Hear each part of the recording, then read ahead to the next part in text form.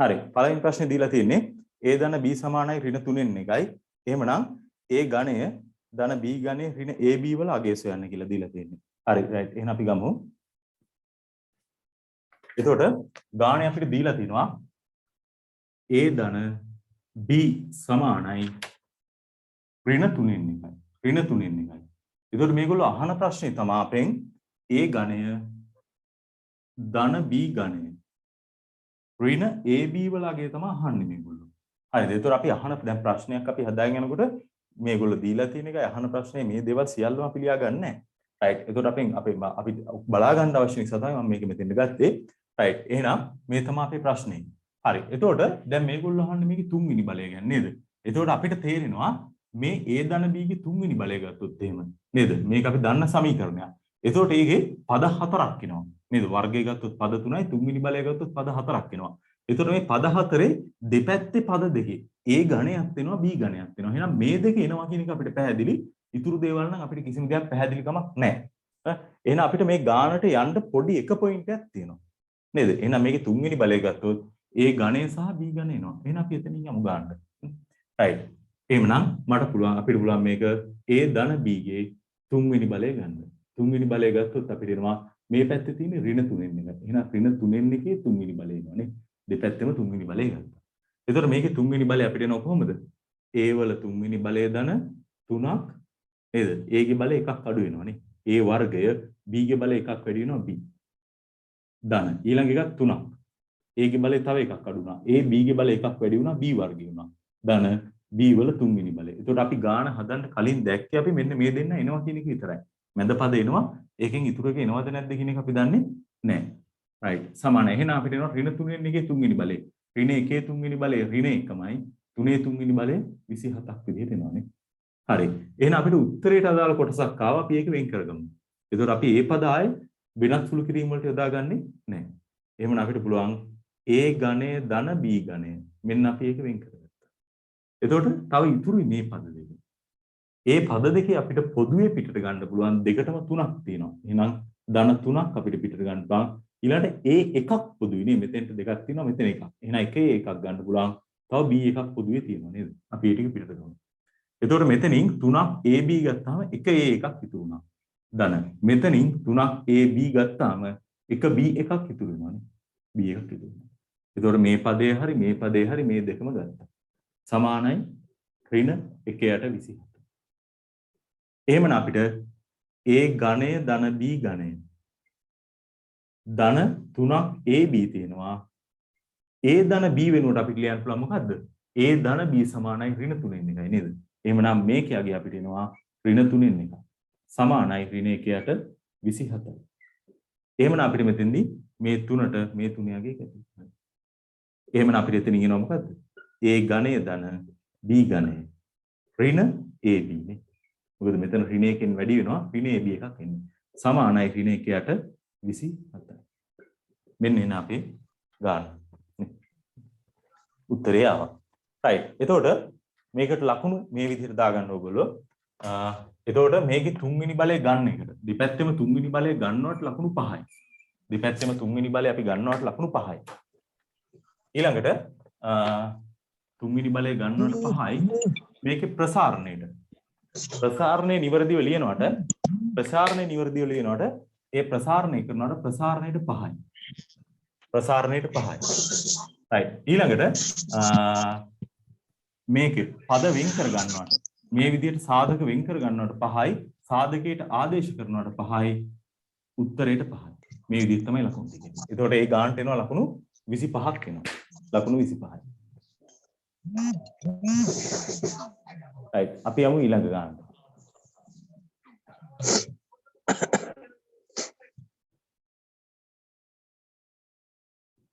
හරි. එතකොට අපේ දෙවෙනි ගාන. දෙවෙනි ප්‍රශ්නේ තියෙන්නේ ශ්‍රිත ප්‍රශ්නයක් නේද? ශ්‍රිත. එතකොට ශ්‍රිත කියන්නේ අපේ 12 වසර මූලිකවම මුලම තියෙන කොටසක්, මුලම තියෙන පාඩමක්. එතකොට මේකෙන් අපිට පළවෙනි දෙවෙනි වාරයේම ගත්තම ප්‍රධාන ප්‍රශ්න විදියට එනවා නේද? ශ්‍රිත වලින් එනවා. right. එතකොට ඒ දැනුම අපිට සම්පූර්ණයෙන්ම තියෙන්න ඕන. right. එතකොට එතන fx කියලා ශ්‍රිතයක් දීලා තිනවා. ඊළඟට අහනවා fx දීලා fx වසම සහ පරාසය සොයන්න. වසම පරාසය තව මේ කීට එහා ගැඹුරු ප්‍රශ්නත් අහන්න පුළුවන්. මේ වගේ මොනවාද මේක ඒක ශ්‍රිතයක් බව පෙන්වන්න නේද? ඊට පස්සේ මෙයාගේ ප්‍රතිලෝමය සොයන්න. ඒ වගේ ප්‍රශ්න අහන්න පුළුවන්. ඒවා අපි පේපර් වල දිගටම කතා කරගෙන ගියා. ඒ වුණාට මම මෙතෙන්දි ප්‍රශ්නේ පොඩ්ඩක් ගැඹුරු අඩු කරලා ආපහු දැම්මා මෙතෙන්දි. රයිට්. එහෙනම් අපි මේ ප්‍රශ්නේ ගමු.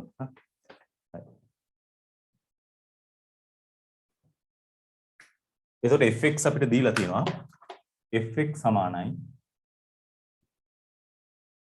2 වාරයක්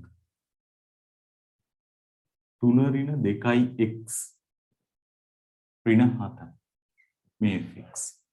හරි. එතකොට මේගොල්ලෝ මේකේ අහනවා අපෙන් මෙයාගේ වසම. එතකොට ශ්‍රිතයක මම යන්තම් සාමාන්‍ය දලව පැහැදිලි කරන්නම්. එතකොට ශ්‍රිතයක අපි ගත්තොත් එහෙම ශ්‍රිතයක් මේ විදිහට තියෙන්නේ මේ කුලක දෙකක් සම්බන්ධ කරන සම්බන්ධයට තමයි මේ සම්බන්ධයට තමයි අපි ශ්‍රිතය කියලා කිව්වේ. එතකොට හැම කුලක දෙකක්ම සම්බන්ධ කරන සම්බන්ධයක් නෙවෙයි. එතකොට මේකට විශේෂ කුලකුණා මොකද්ද? එතකොට මේක උනේ ඒක සහ බහු ඒක සම්බන්ධ විතරයි අපි ශ්‍රිත කියලා කිව්වේ. එතකොට ඒක බහු ඒක ගොඩකින් එකට යනේවත් ශ්‍රිත වෙන්න පුළුවන්. එතකොට මෙන්න මේ සම්බන්ධ කරන සම්බන්ධය තමයි අපි ශ්‍රිතය කියලා කිව්වේ. එතකොට මේ ශ්‍රිතේ මෙන්න මේ තමයි අපේ x ආඥා. ඊට අදාළ වෙනස් වෙන කෙනා තමයි අපි y කියලා කිව්වේ. එතකොට මේ කොටසට ගන්න පුළුවන් ටික අපි කිව්වා මොනවද? වසම කියලා. එතකොට මෙතන හරියට මේ x අගයන්ට අදාළව මෙතන ඉන්න මේ කොටසට අපි කිව්වා පරාසය කියලා. නේද? එතකොට අපිට y ට ගන්න පුළුවන් ටික තමයි අපි පරාසය කියලා හඳුන්වන්නේ. x ට ගන්න පුළුවන් ටික තමයි වසම කියලා හඳුන්වන්නේ. එතකොට මේ දෙක තමයි අපේ වසම සහ පරාසය. රයිට්. හරි. එහෙනම් අපි ගමු මෙයාගේ අහන්නේ අපේ මේ ශ්‍රිතේ වසම සහ පරාසය සොයන්න. රයිට්. එතකොට වසම කියන්නේ අපි x ට ගන්න පුළුවන් ටික. එතකොට අපි බලනවා x තියෙන තැන මොකද්ද විශේෂත්වය කියලා. රයිට්. මෙන්න x තියෙන තැන. x තියෙන්නේ වර්ගමූලයක් ඇතුළේ. එතකොට වර්ගමූලයක් ඇතුළේ නම් x තියෙන්නේ අපි දන්නවා වර්ගමූලයක් ඇතුළේ පවතින්න පුළුවන් ධන සංඛ්‍යාවලට විතරයි. බිඳුවත් වෙන්න පුළුවන්. බිඳු වුණාට ප්‍රශ්නයක් නැහැ. නේද? රයිට්. එහෙනම් වර්ගමූලයක් ඇතුළේ තියෙන නිසා මට කියන්න පුළුවන් 3 ඍණ 2x කියන පදේ අනිවාර්යයෙන්ම ධන වෙන්න ඕන. මොකද අපි දන්නවා වර්ගමූලයක් ඇතුළේ ඍණ පදයක් පවතින්න බෑ. එහෙනම් ඒක අතාත්වික සංඛ්‍යාවක්. නේද? ඒතර වර්ගමූලයක් ඇතුළේ තියෙන්න ඕන ධන සංඛ්‍යාව විතරයි. එහෙම වුණොත් තමයි තාත්වික උත්තරයකට අපිට යන්න පුළුවන්. එහෙනම් මේ වර්ගමූලයක් ඇතුළේ තියෙන පදේ ධන වෙන්න ඕන. විශාලයි බිඳුවයි. සමානයි බිඳු උනත් කමන්නේ. බිඳු උනත් මේකේ බිඳුවේ වර්ගමූලය බිඳුවයි. ඒකත් පවතිනවා නේ. එහෙනම් විශාල හෝ සමානයි බිඳු වෙන්න ඕන. එතනින් අපිට කියන්න පුළුවන් එහෙමනම් අපිට මේකෙන් 2x අනිත් පැත්තට ගන්න පුළුවන්. කැමති විදිහකට සුළු කරගෙන යන්න පුළුවන්. ඒතර 2x මෙහෙට ගියොත් එහෙම ධන 2x එනවා. එහෙනම් අපිට එනවා දෙපැත්තම දෙකෙන් බෙදන්න පුළුවන් අසමානතාවය වෙනස් වෙන්නේ නැහැ. 3 බෙදීම 2 කුඩයි හෝ සමානයි x කියලා එනවා. එහෙනම් x කියන අගය හැම වෙලාවෙම 3 බෙදීම 2කට වඩා අඩුයි කියලා ආවේ. නේද? එහෙනම් මේගොල්ලෝ මෙතෙන්දී අපෙන් අහලා තියෙන්නේ මෙයාගේ වසම. ඒතර වසම කියන එකට අපි නමක් දෙනවා ඩොමේන්. වසමට අපි කියන්නේ ඩොමේන්. වසම. ඒ නිසා අපි ඒකට සංකේතය දී ගන්නවා ඩොමේන් df කියලා. f ගේ වසම කියන්නේ df. අපිට ඒ සංකේතයෙන් ලියන්නත් පුළුවන්. නැත්නම් ඒක අමතකයි නම් වසම කියලා ලිව්ව ප්‍රශ්නයක් නැහැ. රයිට්. එහෙනම් මම df කියලාම දාන්නම්. df සමානයි. අපි ඒක කුලක අංකණයෙම ලියමු. එතකොට x කියලා ගමු. df වසම x ලෙස ගනිමු. ඊළඟට කියනවා x ගේ විශේෂත්වය ඉරක් ගහලා. x අයිති තාත්වික සංඛ්‍යා කියන කුලකයට. ඒ වුණාට තාත්වික සංඛ්‍යා සියල්ලම නෙවෙයි. මොන සංඛ්‍යාවද? 3ට වඩා අඩු සංඛ්‍යා. x කියන්නේ 3 බෙදීම 2කට වඩා අඩු සංඛ්‍යාවක්. එහෙනම් අපිට කියන්න පුළුවන් ඍණ අනන්තයට වඩා විශාලයි x. කුඩයි හෝ සමානයි 3 බෙදීම 2යි. 3 බෙදීම 2කට වඩා අඩුයි. මේකම තමයි මම මේ අනිත් පැත්තෙන් ලියලා තින්නේ. 3 බෙදීම 2කට වඩා අඩුයි x. ඍණ අනන්තයට වඩා වැඩි. මෙන්න මෙයාගේ වසම. හරි. ඊළඟට අපෙන් අහන්නේ මොකද්ද? පරාසය. නේද? පරාසය කිව්වේ මම කිව්වා y ට ගන්න පුළුවන් ටික වගේ තමයි අදහස තියෙන්නේ. තේරෙනවද? y ට ගන්න පුළුවන් ටිකේ ඒ කියන්නේ පරාසය කියන ටිකේ හරියටම y ට ගන්න පුළුවන් ටික. පරාසය. හරියටම y ට ගන්න පුළුවන් කොටස. right. එහෙනම් y විදිහට තියෙන්නේ මෙතන fx. එහෙනම් fx ට ගන්න පුළුවන් ටික තමයි අපි එතනින් වෙන් කරගන්නේ. එතකොට fx කියන කෙනත් අපි එහෙනම් fx ඉන්නේ මොන පරාසය තුලද කියන එක හොයා ගන්න ඕනේ. එතකොට fx සමාන වෙන්නේ මේ ප්‍රකාශනයට. එහෙනම් මේ ප්‍රකාශනයේ ඉන්නේ කොතනද කියලා හොයාගත්තා නම් හරි. එතකොට මේ වගේ දෙයක් අපි හොයාගෙන යනකොට මේකේ හැම තැනකින්ම අපි ගන්නෑ. අපි කරන්නේ මෙයාගේ විචල්්‍ය තියෙන තැන අපි අල්ලා ගන්නවා. මොකද විචල්්‍ය තමයි වෙනස් වෙන්න පුළුවන් කෙනා. එහෙනම් ඒ වෙනස් වෙන්න පුළුවන් විචල්්‍ය අපි එක තැනකට කරලා ගන්න එක තමයි පරාසය හොයද්දි කරන්නේ. එහෙමනම් අපිට කරන්න පුළුවන් විචල්්‍යයේ තියෙන මේ වර්ගමූලය ඇතුලේ. එහෙනම් වර්ගමූල ලකුණෙන් අපිට මේ වැඩේ පටන් ගන්න පුළුවන්. එහෙමනම් අපිට ගන්න පුළුවන් 3 ඍණ 2x ගේ වර්ගමූලය. එතකොට මේක වර්ගමූලයක් තුල තියෙන පදයක්. එහෙනම් අපි දන්නවා මේක පැහැදිලිව ධන සංඛ්‍යාවක්. මොකද මෙතන ධන හෝ ඍණ කියලා දාලා නැහැනේ. මෙතන තියෙන්නේ ධනාගේ විතරයි. එහෙනම් මේක ඇතුළට මොන ආගේ දැම්මත් උත්තරේ එන්නේ ධන උත්තරයක්. එහෙනම් මේක විශාලයි බිඳුවයි. ඒ වගේම මේක සමානයි බිඳුව වෙන්නත් පුළුවන් නේද? මොකද x ට මේක බිඳුවෙන් අගයක් දාන්න පුළුවන්. අපි දැම්මොත් එimhe 3 බෙදීම 2 බිඳුව වෙනවා නේ. එහෙනම් මේක විශාල හෝ සමානයි බිඳුව වෙන්න පුළුවන්. එතකොට අපේ මැත්ස් වල තියෙනවා මම නිතරම කියලා තියෙන දෙයක් තියෙනවා. මැත්ස් වල අපි විශාල හෝ සමාන අවස්ථාවක් දැම්මු. විශාල හෝ සමාන, කුඩා හෝ සමාන. සමාන අවස්ථාවක් දානවා නම් ඒ සමාන අවස්ථාව අපි ලියලා පෙන්නන්න ඕනේ. මේ අවස්ථාවේදී තමයි සමාන වෙන්නේ. එහෙනම් මේක අපි දන්නවා මේක සමාන වෙන්නේ x සමානයි කීයද? 3 බෙදීම 2ේදී නේද? එතකොට 2ට 2 කැපිලා ගියාම 3 ඍණ 3 බිඳුව වෙන්නේ. එහෙනම් මම කියනවා x සමානයි 3 බෙදීම 2 විට සමාන අවස්ථාව ලැබෙයි. මේකට සමහරලාට ලකුණු 5ක් දෙන අවස්ථාවක් තියෙනවා. සමහරලාට ඒක නොසලකා හැරලා දීලා තියෙනවා. එතකොට මේක අපි ලියන්න ඕන කොහොමද? x විශාලව සමානයි බිඳුවයි මේ පදේ. නේද? එතකොට මේකෙන් හැදිලා තියෙන්නේ මේක හදන්න මේගොල්ලෝ කරලා තියෙන්නේ මේක දෙකෙන් වැඩි කරලා. එහෙනම් අපි දෙකෙන් වැඩි කරමු. දෙකෙන් වැඩි කරොත් එහෙම දෙවරක් 3 ඍණ 2x කියන පදේ. විශාල හෝ සමානයි ඒත් බිඳුවයි නේද? මොකද ධන දෙකෙන් වැඩි කරා කියලා අසමානතාවයක් වෙනස් වෙන්නේ නැහැ. ඒතර මේ පැත්ත දෙකෙන් වැඩිනවා බිඳුව වාරයක් 2 කියන්නේ බිඳුවමයි.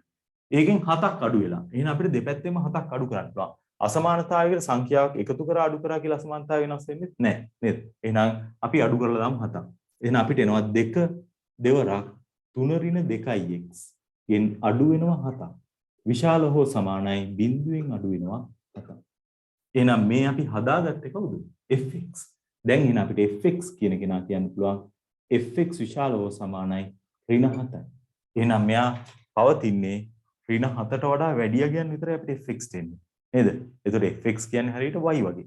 නේද? එතකොට අපි ගත්තනේ ශ්‍රිතේ මේ x කුලකයේ වෙනම ගත්තා y කුලකයේ වෙනම ගත්තා. එහෙනම් මේ y කුලකයට ගන්න පුළුවන් ටික තමයි මේ ඍණ 7ට වඩා වැඩි ටික. එහෙනම් මේ තමයි මෙයාගේ පරාසය. එහෙනම් අපිට මේක කියන්න පුළුවන් පරාසය. එතකොට පරාසයට අපි කියන්නේ rf කියලා රේන්ජ් එක කියන්නේ පරාසය. එහෙනම් අපිට ඒක ලියන්න පුළුවන් rf කියලා ලියන්න අමතක නම් කෙලිම පරාසය කියලා ලියනවා අපි. rf සමානයි x. ඒ කියන්නේ මෙතන මේ x කියන්නේ මේ x නෙවෙයි. තේරෙනවද? දැන් මෙතන මේකත් x මේකත් x නේ. මේ x නෙවෙයි අපි මේ x කියලා තියෙන්නේ.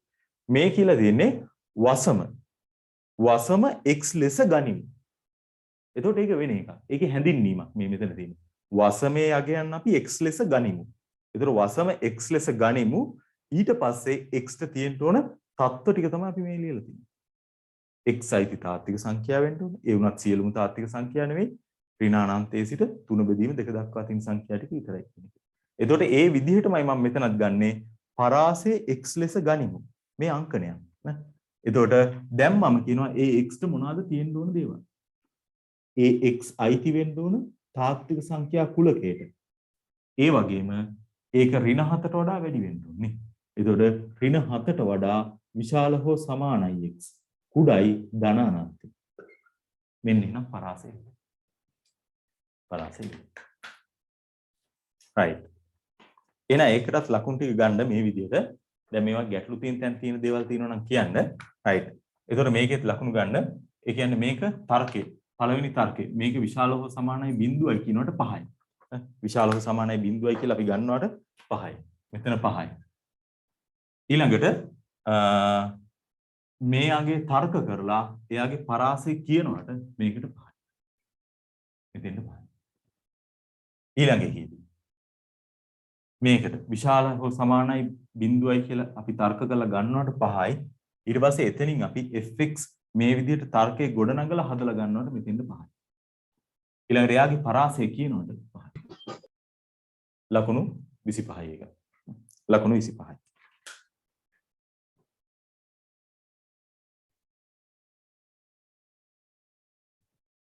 හරි. තුන්වෙනි ගැටලුව. තුන්වෙනි ප්‍රශ්නේ. තුන්වෙනි ප්‍රශ්නේ එන්නේ අපේ ඛණ්ඩාංක ජ්‍යාමිතිය කියන එකේ අපිට ඛණ්ඩාංක ජ්‍යාමිතිය කියන්නේ 13 වසර තියෙන ලොකු පාඩමක්. සරල රේඛාව සහ වෘත්තය. ඒතර ඒ කණ්ඩාංක ජ්‍යාමිතියෙන්ම ආපු පොඩි ගැලවිලා ආපු චූටි කොටසක් අපිට 12 වසර තියෙනවා. ඒතර මේකත් අපේ ටර්ම් ටෙස්ට් වලදී ඒ වගේ දේවල් වලදී අහනවා. ඊට පස්සේ අපි ඒ ලෙවල් විභාගේ නවට 13 වසර කණ්ඩාංක ජ්‍යාමිතියත් එක්කම සම්බන්ධ වෙලා තමයි අපේ විභාග ප්‍රශ්නේ හැදෙන්නේ. ඒකට ඒක ඇතුළේ ওই ප්‍රශ්න වලට අදාළ කොටස් ගොඩ නැගිනවා. ඒතකොට 12 වසර අපිට තියෙන කොටසදී අපිට තියෙනවා ලක්ෂ දෙකක් අතර දුර හොයන එක නේද? ඊළඟට අනුපාත ප්‍රමේය ඔය වගේ පොඩි පොඩි දේවල් කීපයක් තමයි තියෙන්නේ. රයිට්. ඒක ඇතුළෙන් තමයි මේක අරගෙන තියෙන්නේ. රයිට්. එතෙන්දි කියනවා මොකද්ද මේගොල්ලෝ කියන්නේ? A කියලා ලක්ෂයක් දීලා තියෙනවා 3 1. ලක්ෂයේ සිට ඒකක 26ක් මූල 26ක්. ඒකක මූල 26ක් දුරින් x අක්ෂය මත පිහිටන p හා q ලක්ෂ දෙක සොයන්න කියලා. හරිද? මේ ලක්ෂයේ ඉඳලා මෙච්චර දුරකින් පිහිටන p හා q ලක්ෂ දෙක සොයන්න කියනවා. right. අපි එන එක ගාන ගමු. එතකොට මේගොල්ලෝ කියන්නේ a කියලා ලක්ෂයක් තියෙනවලු. a ලක්ෂය. කණ්ඩාංක දීලා තියෙනවා 3 1 කියලා. එතකොට මේ ලක්ෂයේ සිට මූල 26ක් දුරින් x අක්ෂය මත පිහිටන. එතකොට මම x අක්ෂය කියලා මේක ඇඳ ගන්නවා. වෙන්නේ x අක්ෂය. x අක්ෂය මත පිහිටන්න ඕන මූල 26ක් දුරින්. එහෙනම් වර්ගමූල 26ක් දුරින් පිහිටන ලක්ෂ දෙකක් එනවා. ඒකට මෙන්න මූල 26ක් දුරින් පිහිටන එක ලක්ෂයක්. ඒ වගේම අපිට තවත් මූල 26ක් දුරින් මේ පැත්තෙත් ඔය වගේ ලක්ෂයක් පිහිටන්න පුළුවන් නේද? මූල 26ක් දුරින්. ඒතකොට මේ ලක්ෂ දෙකක් මේගොල්ලොම නම් කරලා දීලා තියෙනවා PQ කියලා. පේපර් එකේම නම් කරලා තියෙනවා PQ. මේ ලක්ෂ දෙක සොයන්න කියලා කියන්නේ. හරි. රයිට්. අපි එහෙනම් ගමු.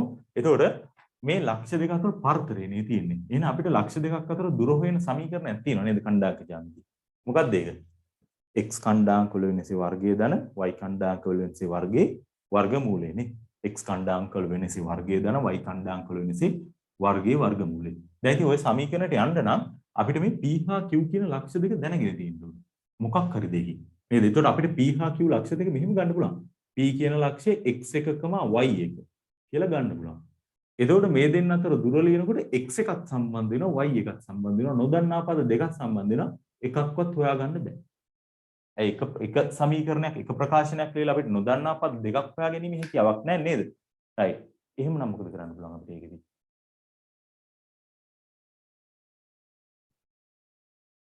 එතකොට අපිට පුළුවන් මෙතෙන්දී මේක තියෙන්නේ x අක්ෂය මත. නේද? x අක්ෂය මත. රෙකෝඩ් එක දෙනවා මම. රෙකෝඩ් එක ඕගොල්ලෝ ගෲප් එකට දානවා. right. එහෙනම් x අක්ෂය මත තියෙන ඕනම කෙනෙක්ගේ කණ්ඩාංකයක් වෙන්නේ x කණ්ඩාංකය වෙනස් වෙන්න පුළුවන් 2 3 5 6 7 ඔය විදිහට. y කණ්ඩාංකය හැම වෙලාවෙම බිඳුවයි නේද x අක්ෂය. x අක්ෂය. මොකද y අක්ෂය මෙහෙම යන්නේ y අක්ෂය මත මේක තියෙන්නේ. y අක්ෂය මෙහෙම y බිඳුවේ තියෙන්නේ. ඒතර මට y අක්ෂය අඳින්න අයිතියක් නැහැ. මොකද හේතුව මේ පැත්ත ධනම කියලා මට තීරණය කරන්න බෑනේ. නේද? ඒ නිසා මම ඒක අඳින්න යන්නේ නැහැ. මේ තියෙන x අක්ෂය. right. එහෙනම් මම මේක ගන්නම් මෙතන ලක්ෂය ඇල්ෆා මේක බිඳුව කියලා. හරි නේද? x අක්ෂය මත තියෙන ලක්ෂය. නේද? y කණ්ඩාංකයේ බිඳුව මේක ගන්නම් අපි දන්නේ. ඒතර q ලක්ෂයත් මට ওই විදිහටම ගන්න පුළුවන්. මේක බීටා කියලා ගන්නම් මේක බිඳුව කියලා ගන්නම්. හරිනේ? දැන් එතකොට මම මේ ලක්ෂ දෙක අතර දුර ලිව්වොත් එහෙම අපිට සම්බන්ධ වෙන්නේ කවුද? එක්කෙනයි. එක විචල්යයි. එක නොදන්නා පදේ. එහෙනම් අපිට ඒක හොයාගන්න පුළුවන්. right. එහෙනම් අපි ඔය PA කියන දුර ලියමු. PA කියන දුර සමානයි කීයටද? PA සමානයි මූල 26යි. නේද? එහෙනම් PA අපිට ලියන්න පුළුවන් x කණ්ඩාංකවල වෙනසේ වර්ගය. නේද? PA අපිට එන්නේ වර්ගමූල x කණ්ඩාංකවල වෙනස. ඒතර 3න් ඇල්ෆා අඩු කරන්නත් පුළුවන් ඇල්ෆාගෙන් 3 අඩු කරන්නත් පුළුවන්. මොකද අපි ඒකේ වර්ගය ගන්නවා. ඒ නිසා කාගෙන් කවුරු අඩු වුණත් ප්‍රශ්නයක් නැහැ. right. මම ගන්නම්කෝ ඇල්ෆා ඍණ 3 කියලා. ඇල්ෆා ඍණ 3 වර්ගය. මේකෙන් මේක අඩු කරා. y කණ්ඩාංකවල වෙනස. ඒතර බිඳුවයි එකයි තියෙන්නේ. එකෙන් බිඳුව අඩු කරත් බිඳුවෙන් එක අඩු කරත් ප්‍රශ්නයක් නැහැ. මොකද ඒකේ වර්ගය ගන්නවා. ඒ නිසා මම බිඳුවෙන් එක අඩු කරත් එකෙන් බිඳුව අඩු කරත් කමක් නැහැ. ධන මම ගන්නම් එක ඍණ බිඳුව කියලා y කණ්ඩාංකවල වෙනස. වර්ගය. වර්ගමූලය සමානයි මේ දුරටනේ. එහෙනම් මේක සමානයි මූල 26යි. එහෙනම් අපිට දෙපැත්තෙන් මූල තියෙන නිසා මේක වර්ග කරගෙන යන්න පුළුවන්. ඒතර අපිට මෙතනින් එනවා ඇල්ෆා ඍණ 3 වර්ගය. ධන මේකෙන් එක එන්නේ නේද? වර්ග කරපු නිසා වර්ගමූලය අයින් වුණා. සමානයි මේ පැත්තත් වර්ග කරා. එහෙනම් 26 කියලා ආවේ. එහෙනම් අපිට මෙතනින් එනවා ඇල්ෆා ඍණ 3 සමානයි 25යි නේද? ඒක අනිත් පැත්තට යම් ඍණ එකක්. ඇල්ෆා ඍණ 3 වර්ගය. ඇල්ෆා ඍණ 3 වර්ගය සමානයි 25යි. එහෙනම් අපිට මේකේ වර්ගමූලය ගන්න පුළුවන්. එහෙනම් අපිට එතනින් එනවා මොකද්ද? ඇල්ෆා ඍණ 3 සමානයි 5යි. හරිද ඒක? නෑ නේද? මේක හරි නෑ. මොකද අපි දන්නවා මැත්ස් වලදී අපි දන්නවා අනිවාර්යෙන් වර්ගමූලයක් ගන්නකොට ධන හෝ ඍණ එන්න ඕනේ. මොකද මේක ඍණ 5 වර්ගයත් 25යි ධන පහේ වර්ගයත් 25යි. නේද?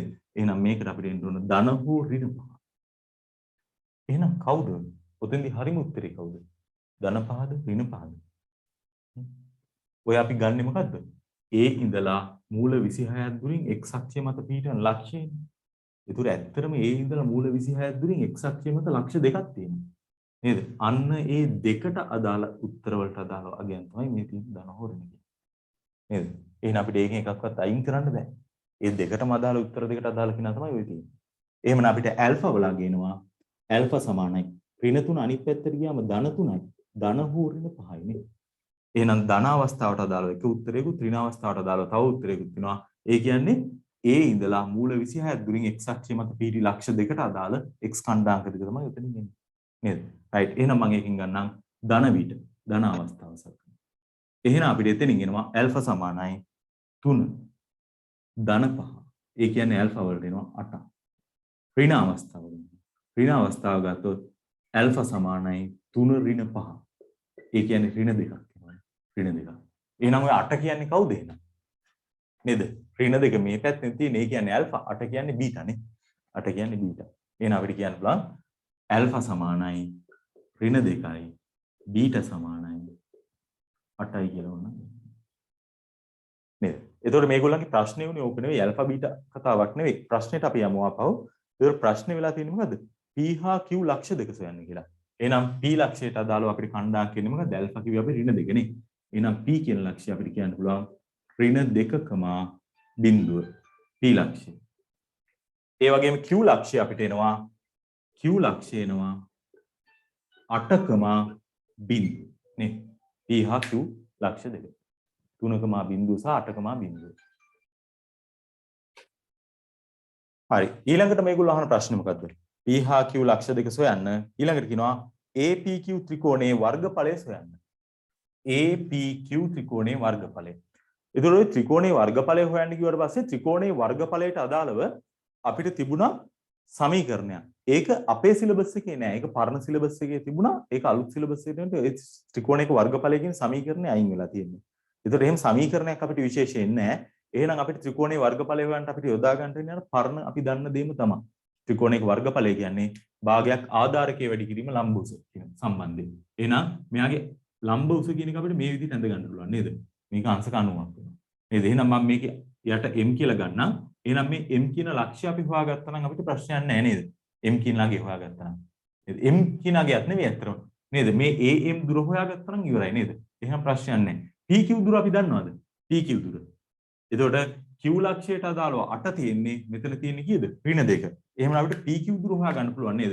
මෙතන 8 මේක ඍණ 2. එතකොට මේ කොහේ හරි බිඳුව තියෙනවා. එතකොට බිඳුව ඉඳලා මෙතෙන්ට 8ක් දුරයි, මෙතෙන්ට 2ක් දුරයි. එතකොට 8යි 2යි 10ක් දුරයි pq දුර නේ. මේ උස ඒක කොහොමද හොයන්නේ අපි? ඒ උස අපි දන්නවා මෙතන y ඛණ්ඩාංකයේ බිඳුවයි, මෙතන y ඛණ්ඩාංකයේ 3යි. එහෙනම් මේ උස නේද y ඛණ්ඩාංකයෙන් කියවෙන්නේ. මොකද x අක්ෂයේ ඉඳන් උසනේ. එහෙනම් මේ උස 3යි නේ. එහෙනම් අපිට ත්‍රිකෝණයේ වර්ගඵලය එතනින් නිකම්ම හොයලා ගන්න පුළුවන්. එහෙනම් අපිට ගන්න පුළුවන් APQ වර්ගඵලය. මම ඒක එකවරම ලියන්නම්. APQ වර්ගඵලය සමානයි භාගයක් ආධාරකය. ආධාරකය අපිට PQ කියලා එනවා. PQ වාරයක් ලම්බ උස. ලම්බ උස අපිට එනවා AM. AM. එහෙනම් අපිට එතනින් එනවා භාගයක්. ආධාරකේ PQ නේ. PQ කියන්නේ අපි දන්නවා මෙතන ඉඳලා මෙතෙන්ට 2යි බිඳුවට 2යි ඍණ 2 ඉඳලා ඊළඟ බිඳුවේ සිට 8 දක්වා තව 8ක් තියෙනවා නේ.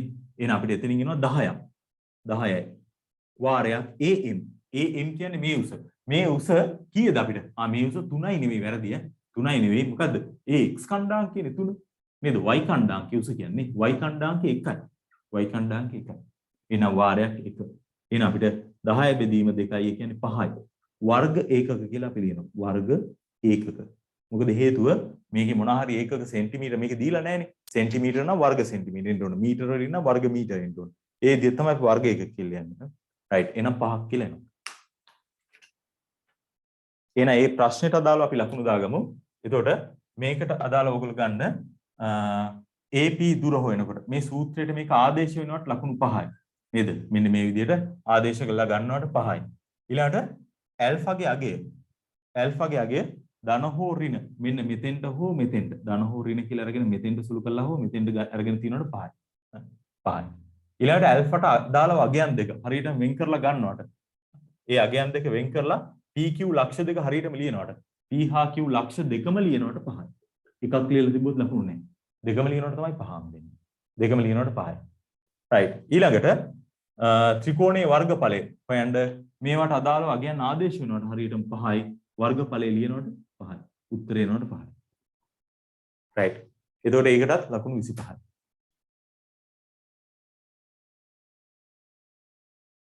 හතරවෙනි ප්‍රශ්නේ ලඝු සම්බන්ධ ප්‍රශ්නයක්. එතකොට ලඝු සම්බන්ධ කොටසුත් අපිට තියෙනවා. ඒ කියන්නේ අපිට ලඝු සම්බන්ධ සමීකරණ O level තියෙනවට වඩා පොඩ්ඩක් වෙනස් වුණේවා තියෙනවා A level වලට එනකොට. ඒවත් එක්කම එහෙනම් ඒකත් එක්ක භාවිතයෙන් තමයි මේ ගාන අහලා තියෙන්නේ. right. අපි එහෙනම් ඒ ගාන ගමු. එතකොට මේ ගානේ තියෙනවා අපිට ලඝු දෙකේ පාදයට x සමානයි. x ධන 6 දීලා සමීකරණය තාත්වික සංඛ්‍යා කුලකයේ තුල විසඳන්න කියලා කියන්නේ r ධන කියලා දීලා තිනවා. විසඳන්න කියලා කියන්නේ. විසඳන්න කියන්නේ නොදන්නා තියෙන පද හොයලා දෙන්න කියන එකනේ. නේද? ඒතර මේකේ නොදන්නා පදයකට තියෙන x විතරයි. එහෙනම් x වල අගය හොයලා දෙන්න කියන එක තමයි මේගොල්ලෝ කියන්නේ. right. එහෙනම් අපිට x වල අගය හොයන්න ලඝු සම්බන්ධයකදී ලඝු වලින් අයින් වෙන්න ඕනේ. ඉවත් වෙන්න ඕනේ. ඒතර මෙතන එකක් දෙකේ පාදේ අනිත් එක හතරේ පාදේ. එහෙනම් අපිට ওই දෙකේ සුළු කිරීමකට යොදා ගන්න හැකියාවක් නැහැ. මොකද මේ දෙනගේ පාද දෙක වෙනස්. නේද? එහෙනම් මේක අපි එකම පාදයට හදා ගන්න ඕනේ. එහෙනම් එකම පාදයට හදන්නේ කොහොමද?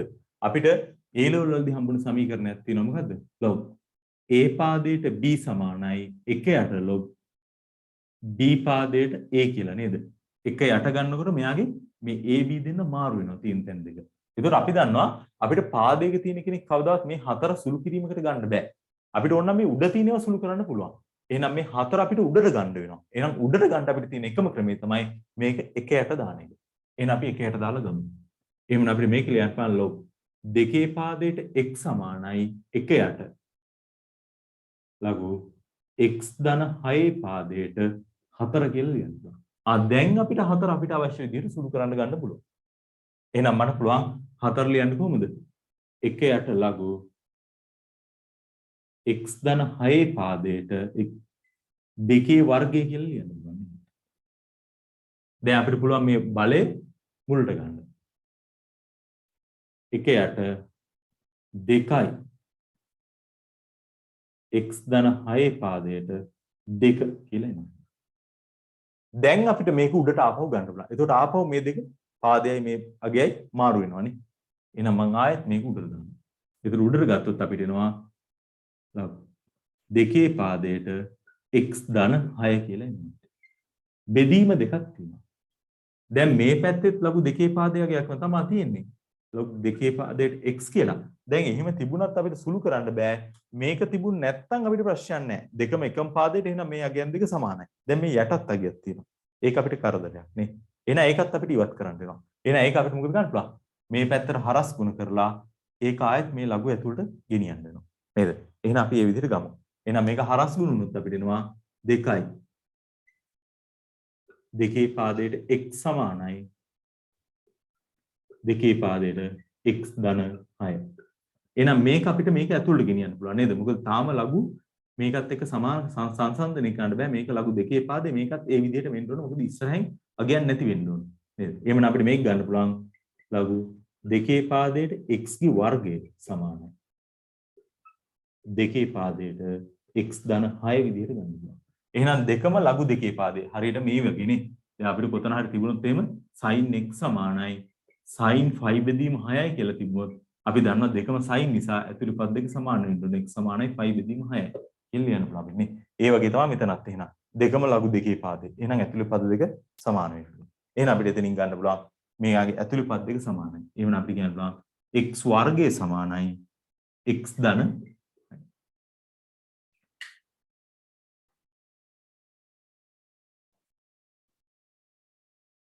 එහෙමනම් දැන් අපේ ලඝු වල තිබුණු ප්‍රශ්න ඉවරයි. නේද? දැන් නිකම්ම සුළු කිරීමක් තියෙනවා. ඔක්කොම එක පැත්තට ගමු වර්ග සමීකරණයක් x වර්ගයේ ඍණ x ඍණ 6 සමානයි 0යි. එහෙනම් මෙතන සාධක එනවා x ඍණ 3 වාරයක් x ධන 2 සමානයි 0යි නේ. එහෙනම් අපිට x ට උත්තර එනවා දෙක x සමානයි ධන 3 හෝ x සමානයි ඍණ 2යි. එතකොට මේ උත්තර දෙකම ගන්න පුළුවන්ද? මේ ගාන මේගොල්ලෝ දෙනකොට කියලා තිබුණා මොකද්ද? x අයිති මොනවා කියලාද? r ධන කියලා නේ. තාත්වික සංඛ්‍යාකුලකේ ධන නේද? ධන තාත්වික සංඛ්‍යාකුලකේ තියෙන කෙනෙක් x කියන්නේ. එහෙනම් මෙතනින් අපිට මේ ඍණ දෙක එන්නේ නැහැ නේ. එහෙනම් මම කියනවා x අයිති r ධන නිසා x සමානයි 3. මෙන්න එනම් මෙයාගේ විසඳුම. මේ තමයි විසඳුම. right. එහෙනම් අපි ඒකටත් අදාළව ලකුණු ගමු. එතකොට ඒකට අදාළව ලකුණු දාගන්න මෙතන මේක පාදේ මාරු කරලා ගන්නවට ලකුණු 5යි. පාදේ මාරු කරනවට 5යි. right. ඊට පස්සේ මේක මේ රටාවට හදා ගන්නවට ලකුණු 5යි. 5යි. ඊළඟට එතනින් අපි මේ දෙකේ යගයත් මේ පැත්තට සුළු කරලා මේ රටාවට හදනවට ලකුණු 5යි. 5යි. ඊට පස්සේ එතනින් x සාධක වලට කඩලා ගන්නවට 5යි. ඊළඟට මෙතන x ගේ තර්කයත් හරියටම ලියලා මේ උත්තරයට එනවට 5යි. x දෙකක් එනවා. දෙකෙන් එකක් තර්ක කරලා අයින් කරලා ගන්නවට ලකුණු 5යි. ලකුණු 25යි.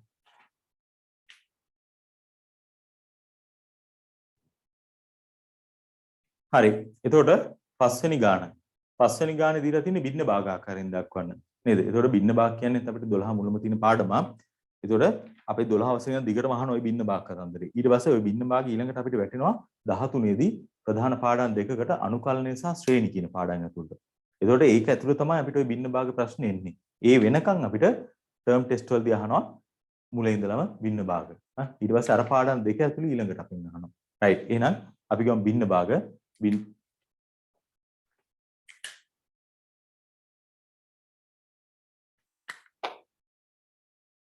x ධන 3 බෙදීම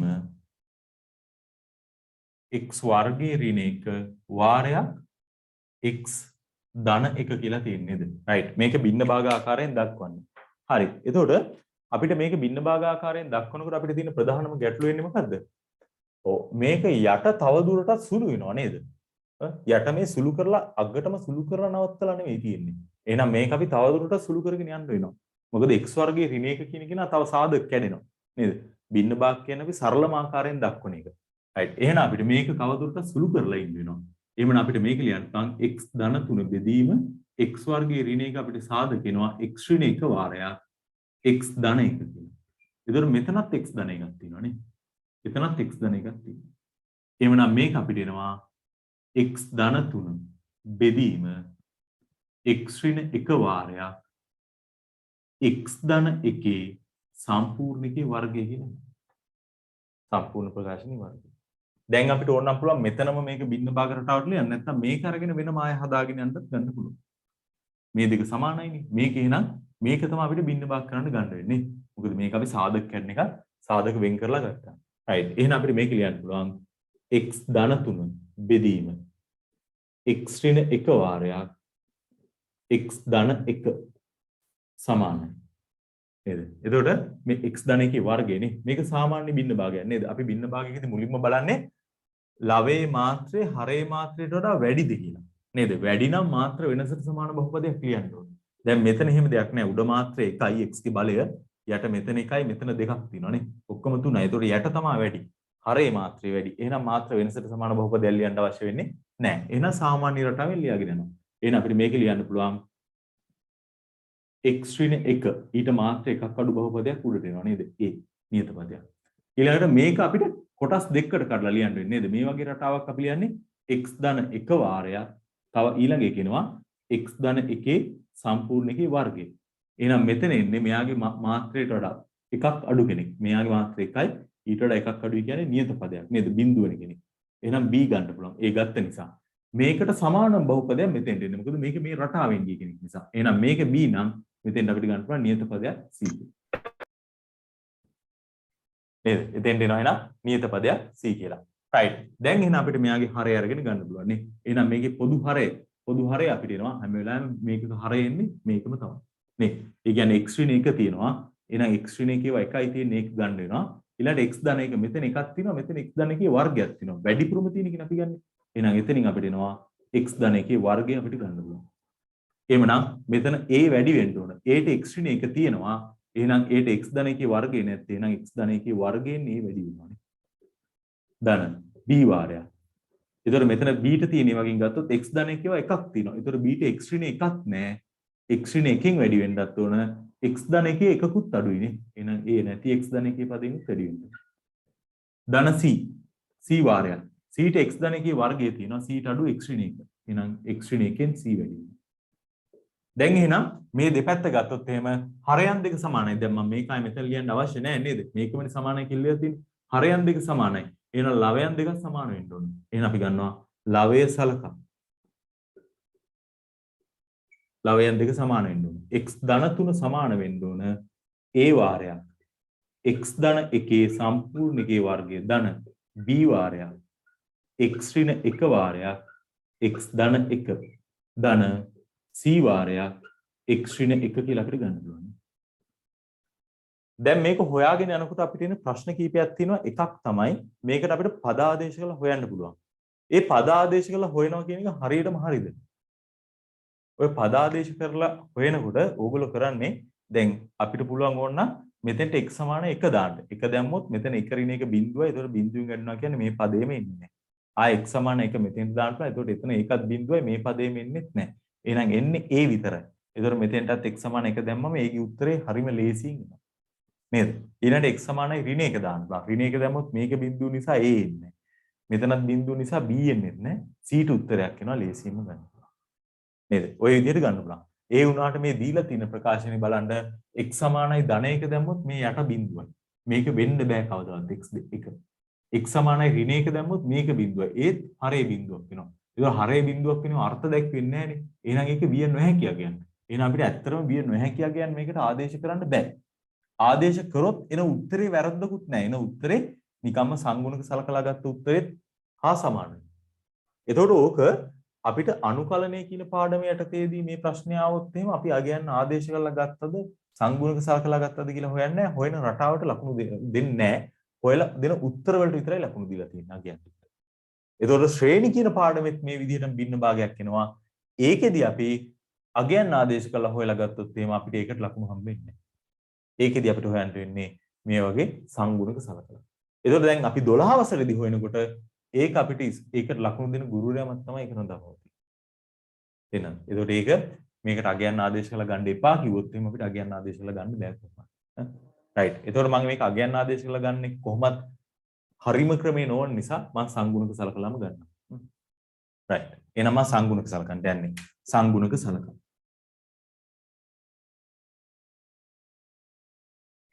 සංගුණක අපිට ගන්න පුළුවන් මේකේ වර්ගයේ සංගුණක ගන්න පුළුවන් නේද? x වර්ගයේ පද. ඒතකොට x වර්ගයේ සංගුණක දැන් මේව අපි ඇත්තටම සුළු කරගෙන ඉන්න ඕන.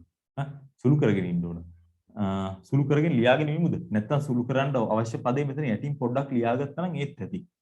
රයිට්. මම සුළු කරලා ලියාගෙන ඉන්නම්. x ධන 3 සමානයි a වාරයක්. මේකේනවා x වර්ගයේ ධන 2x ධන 1 නේද? මේකේ වර්ගය ගත්තොත්. ධන මෙතන එනවා b වාරයක්. මේක වැඩි වුණාම x වර්ගය එනවා. නෑ x වර්ගයේ ඍණ 1 නේද? වර්ග දෙක අතරේනේ. x වර්ගයේ ඍණ 1. නිකම්ම x ඍණ 1 වාරයක් x ධන 1. නේද? මෙතන ධන c වාරයක් x ඍණ 1 එන්නේ නේද? එහෙනම් අපිට දැන් සංගුණක සලකන්න පුළුවන් නේ. සංගුණක සලකලා ගමු. සංගුණක සලකා. අපිට ලේසියෙන්ම උත්තර එන සංගුණකේ මේකේ ගන්න පුළුවන්. අර අපි බහුපද ශ්‍රිතවල එහෙම ගන්නකොට අපි ගන්නේ වැඩි මේ මාත්‍රේ වැඩිමකේ ඉඳලා අඩු වෙන්නනේ. එහෙම ගියොත් තමයි අපේ පිළිවෙලට උත්තර එන්නේ. මේක එහෙම දෙයක් නෑ. මේක අපිට හරියටම මේ සංගුණකේ ගත්තොත් මෙයාගේ උත්තරේ මෙන්න මේකයි කියලා අල්ල ගන්න පුළුවන් නම් අපි ඒකෙන් ගන්නවා. මේක එහෙම දෙයක් නෑ. x වර්ගයේ සංගුණක ගත්තොත් මේ දෙකම එනවා. x වල සංගුණක ගත්තොත් a එනවා, c එනවා. නියත පදේ ගත්තොත් මේ තුන් දෙනාම එනවා. නේද? ඒතොර එකක් විතරක් තියෙන එකක් නෑ. එහෙනම් අපි ගමු. x වර්ගයේ සංගුණක ගන්නවා. x වර්ගයේ සංගුණක ගත්තොත් අපිට එනවා මෙතනින් a එනවානේ. මෙතනින් ax වර්ගය මෙතන bx වර්ගය එන්නේ. එහෙනම් එතනින් ධන b එකක් එනවා. c එන්නේ නෑ නේද? සමානයි මේ පැත්තේ x වර්ගයේ පද එකක්වත් නැහැ බිඳුවයි අංක 1 පළවෙනි සමීකරණය. ඊළඟට අපිට යන්න පුළුවන් x වල සංගුණක වලට. x වල සංගුණක ගත්තොත් මෙතන 2a x ඉන්නේ. එහෙනම් සංගුණ කියනවා 2a කියලානේ. 2a. මෙතන එනවා. මෙතන නෑ නේද x පද. මෙතන තියෙනවා ධන cx. එහෙනම් ධන c එකක් එතන එනවා. සමානයි. ඒ පැත්තේ එච්චරනේ තියෙන උපරිම ගාන. නේද? එහෙනම් මේ පැත්තේ තියෙනවා x වල සංගුණක 1ක්. සමාන 1ක්. අංක 2. ඊළඟට අපිට ආයෙත් ආයෙ යන්න පුළුවන්. x වල බිඳුවිනි බලයේ සංගුණක වලට නියත පදවල. නියත පද ගත්තොත් a එකෙන් වැඩි වෙලා එතන a එනවා නියත පද. මෙතන b ඍණ එකෙන් වැඩි වෙලා ඍණ b එකක් වෙනවා. මෙතන c ඍණ එකෙන් වැඩි වෙලා ඍණ c එකක් වෙනවානේ. සමානයි නියත පද 3ක් තියෙනවා. අංක 3. දැන් අපි මේක විසඳලා ගන්න ඕනේ. කොහොමද විසඳන්න පුළුවන්? එතකොට AB තියෙන එක සමීකරණයක් මෙතන තියෙනවා. එහෙනම් තවත් AB තියෙන සමීකරණයක් කොහෙන් හරි හදාගත්තා නම් අපිට ඒ දෙක විසඳන්න පුළුවන්. නොදන්නා පද දෙකක් තියෙන සමීකරණ දෙකක්. අපිට AB තියෙන ආය සමීකරණයක් මෙතන පේන්න නැහැ. නැත්තම් AC තියෙන එක සමීකරණයක් තියෙනවා. තවත් AC තියෙන සමීකරණයක් හදන්න පුළුවන්. ඒ විදිහට තමයි අපි ගන්නෙ. එතකොට දැන් මෙතන ගත්තොත් එහෙනම් මේකේ AB තියෙනවා. අපිට මේ දෙන්නගේ C ඉවත් කරගන්න ඕන. එහෙනම් AB තියෙන තව එකක් එනවනේ. එහෙනම් C ඉවත් කරන්න නම් මොකද කරන්න පුළුවන් මේ දෙක? මෙතන ධන C මෙතන ඍණ C. එකතු කරා නම් C කැපෙනවනේ. එහෙනම් මම 2යි 3යි එකතු කරලා මේ C ඉවත් කරලා AB තියෙන තව සමීකරණයක් හදන්න. එහෙනම් අපි ගන්නවා 2 ධන 3. 2 ධන 3. එතකොට 2යි A ට A එකතු වෙනවා. 3යි A කියලා එනවනේ. C ට C කැපිලා යනවා. එතකොට ඍණ B විතරයි තියෙන්නේ. ඍණ B. ඒකට එකතු වෙන්න පදයක් නැහැ. ඍණ B.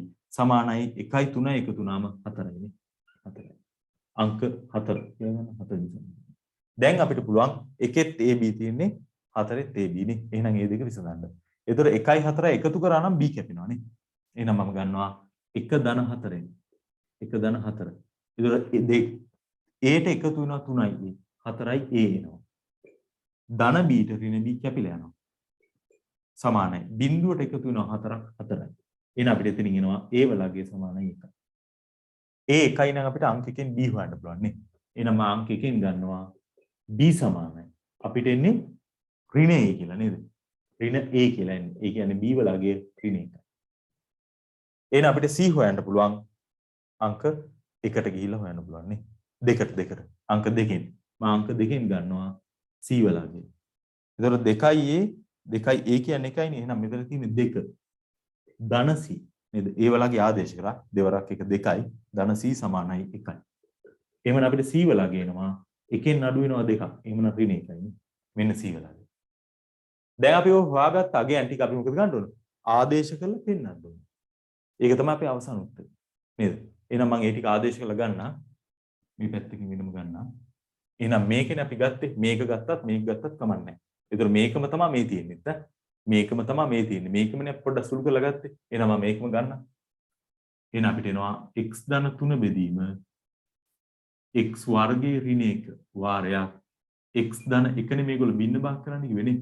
එතකොට ඒක අපි සුළු කරා මෙතෙන්ට. එතකොට ඒකට ආවේ මේක බින්න භාගය. ඒ කියන්නේ ඒ වලගේ ආව 1යි.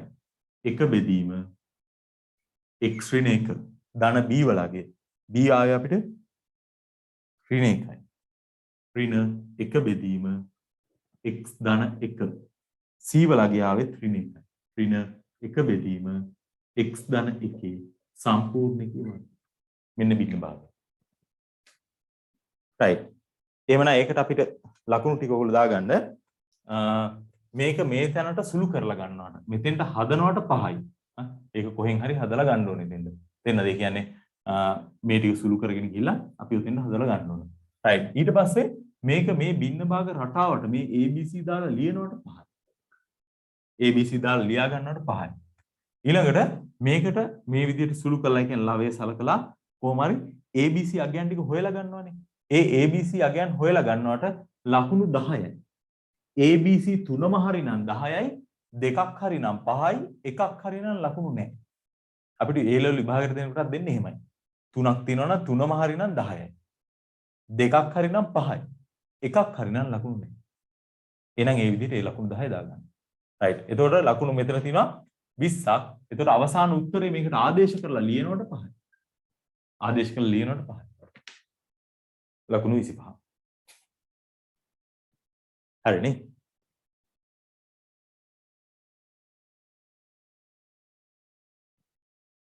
right. 6 වෙනි ගාන. x බෙදීම x ඍණ 2 විශාලයි 3 විසඳන්න කියලා කියන්නේ නේද? right. අපි එහෙනම් ගමු.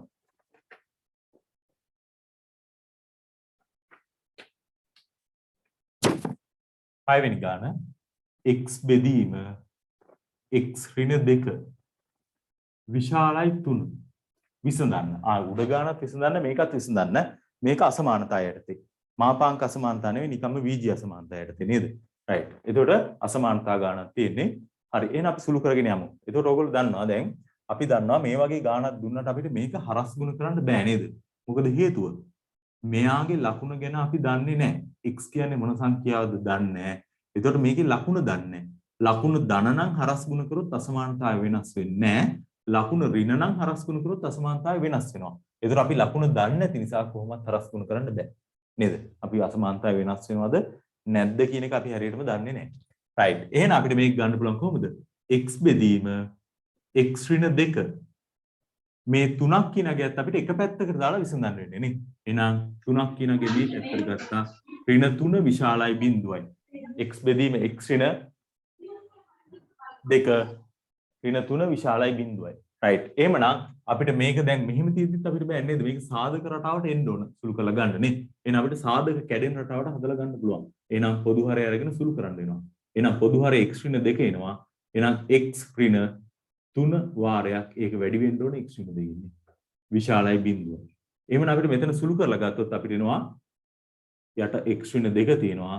මෙතන x මෙතන වැඩි වුණාම ඍණ 3x. එහෙනම් x කින් ඍණ 3x ගියාම 3x අඩු වුණාම අපිට එනවා ඍණ 2x ගන්න. ඍණ 2x. මෙතන ඍණ 3 ඍණ 2කින් වැඩි වුණාම ධන 6ක් එනවනේ. විශාලයි බිඳුවයි. ඒතර අපි සාමාන්‍යයෙන් තර්ක කරනකොට අපි හැම වෙලාවෙම x ගේ සංගුණකේ එකේ තියාගෙන තමයි තර්ක කරන්න උත්සාහ කරන්නේ නේද? මොකද ඒකට අපිට ලේසි. එහෙනම් මම මේක එකට ගන්න ඍණ 2ක් පිටට ගන්නවා. එහෙනම් ඍණ 2ක් ගත්තොත් අපිට එනවා x ඍණ 3 කියලා නේ. ආයෙ වැඩි කරලා බලන්න ඒක හරියද කියලා. වැඩි වුණාම ඍණ 2x එනවා. ඍණයි ඍණයි ධන 6 එනවානේ. බෙදීම x ඍණ 2. විශාලයි බිඳුවයි. දැන් අපිට දැන් පුළුවන් අපිට මෙතන තියෙන අපි දන්නවා පැහැදිලිවම සංඛ්‍යාව ඍණ 2ක් ඍණ සංඛ්‍යාවක් නේද? එහෙනම් අපිට ඕකෙන් ඕනනම් බෙදන්න පුළුවන්. මේ පැත්තේ වැඩි කිරීමක් බෙදීමක් කරලා අනිත් පැත්තට දාන්න පුළුවන්. ඒතකොට ඍණ සංඛ්‍යාවකින් බෙදුවා කියන්නේ අපි දන්නවා අසමානතාවයේ පැත්ත මාරු වෙනවා නේ. එහෙනම් මම බෙදනවා. එහෙනම් අපිට එනවා x ඍණ 3 බෙදීම x ඍණ 2. මම ඍණ 2කින් බෙදුවේ ඍණ 2කින් බෙදුව නිසා අසමානතාවයේ පැත්ත මාරුණා. උඩයි බිඳුව. බිඳුව බෙදීම ඍණ 2 කියන්නේ බිඳුවම නේද? බිඳුවයි. දැන් අපේ තැනට අපි හදලා තියෙන්නේ. දැන් එහෙනම් අපිට මේක තර්ක කරලා ගන්න පුළුවන් නේද? රයිට්. එහෙනම් අපි ගමු. එහෙනම් අපිට මෙතනින් ලකුණු ගන්න පුළුවන් සංඛ්‍යා රේඛාවේ. මොනවාද සංඛ්‍යා එන්නේ? මේක බිඳුව වෙන්නේ x සමානයි 3. මේක බිඳුව වෙන්නේ x සමානයි 2 නේද? එහෙනම් අපි ওই සංඛ්‍යා දෙක තමයි ගන්නෙ. එහෙනම් 2 හා 3. ඒතකොට 2ට වඩා 3 කියනගේ වැඩි. එහෙනම් ඒක මේ පැත්තට එන්න ඕනේ. දැන් අපි මොකද කරන්නේ? ඔව් අපිට මේක උඩ තියෙන පද වුණා නම් අපි දන්නවා විශාලයි බිඳුනොත් දෙපැත්ත කුඩයි බිඳුනොත් මැද කියලා. ඒතකොට මේකෙදි අපි එහෙම දන්නේ නැහැ. ඒ නිසා අපිට අගයන් කීපයක් ආදේශ කරලා පොඩ්ඩක් බලන්න වෙනවා. නේ? මේකෙදි අපිට වෙන්නේ මොකද්ද? එක පැත්තක් එනවා නම් අනිත් එක එන්නේ නැහැ. ඊළඟ එක එනවා. ඔය වගේ රටාවකට නෙන්නේ නේද? රයිට්. එහෙනම් අපි ඒක ආදේශ කරලා බලමු. හරි. එහෙමනම් අපිට මෙතනින් ගන්න පුළුවන් මොනවාද? දෙකට වඩා අඩු වගේක් ආදේශ කරනවා. දෙකට වඩා අඩු වගේක් ආදේශ කරලා බලන්න පුළුවන් බිඳුව. බිඳුව ආදේශ කරොත් මෙතනින් ඉන්නේ ඍණ 3. ඒ කියන්නේ ඍණ. මෙතන x ට බිඳුව ආදේශ කරොත් ඍණ 2. ඒත් ඍණනේ. ඍණ බෙදීම ඍණ කියන්නේ ධන විශාලයි බිඳුවයි. අපිට ඕන කුඩයි බිඳුව. එහෙනම් මේ පැත්ත අපිට වැඩක් නැහැ. ගන්න බෑ. නේද? ඊළඟට දෙකක් තුනක් අතර අගයක් ආදේශ කරලා බලන්න පුළුවන් 2.5 වගේ. 2.5 දැම්මොත් 2.5න් 3ක් අඩු වුණොත් ඍණනේ.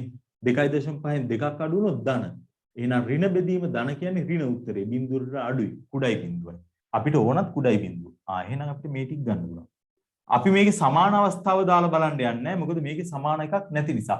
සමාන තිබුණා නම් අපි x සමානයි 2යි x සමානයි 3යි කියන අගෙනුත් දාලා බලනවා. රයිට්. ඊළඟට අපිට මේ පැත්තේ අගයක් ආදේශ කරලා බලන්න පුළුවන් 3ට වඩා වැඩි අගයක් 10 වගේ දාමු. 10න් 3ක් අඩු වුණොත් ධන 7 එන්නේ. ලකුණු ධන. 10න් 2ක් අඩු වුණොත් එහෙම ඒත් ධන සංඛ්‍යාවක් නේ ධන. ධන බෙදීම ධන කියන්නේ ධන විශාල බිඳුව. ඒකත් ගන්න බෑ අපිට ඕන කුඩයි බිඳුව. එහෙනම් මේකට අපිට ගැළපෙන පරාසය වෙන්නේ මේ ටික. නේද? දැන් මේකෙදි අපිට මේ එකක් අහු වුණොත් හුඟක් වෙලාවට මේක එනවා, මේක එන්නේ නැහැ, මේක එනවා. නේද? අන්න ඒ විදිහට එකක් අර එකක් තමයි හුඟක් වෙලාවට එන්නේ. වර්ගයක් වගේ තිබ්බොත් ඕක වෙනස් වෙන්න පුළුවන්. රයිට්. එහෙනම් අපිට මෙතනින් අපිට ගැළපෙන පරාසය මේගොල්ලෝ අහන්නේ x විසඳන්නනේ. එහෙනම් x ට අපිට ගැළපෙන්නේ මොනවද? දෙකට වඩා විශාලයි x කුඩයි 3යි. මෙන්න අපේ උත්තරය. දෙකට වඩා විශාලයි x කුඩයි 3යි. රයිට්. එතකොට ඒකේ ලකුණු දාගන්න මේ විදිහට මේකට 5යි. එක පැත්තකට අරගෙන විසඳන්න ගන්නවාට. ඊට පස්සේ මේක මේ රටාවට විසඳලා ගන්නවට ලකුණු 5යි. මේ රටාවට විසඳලා ගන්නවට 5යි. ඊළඟට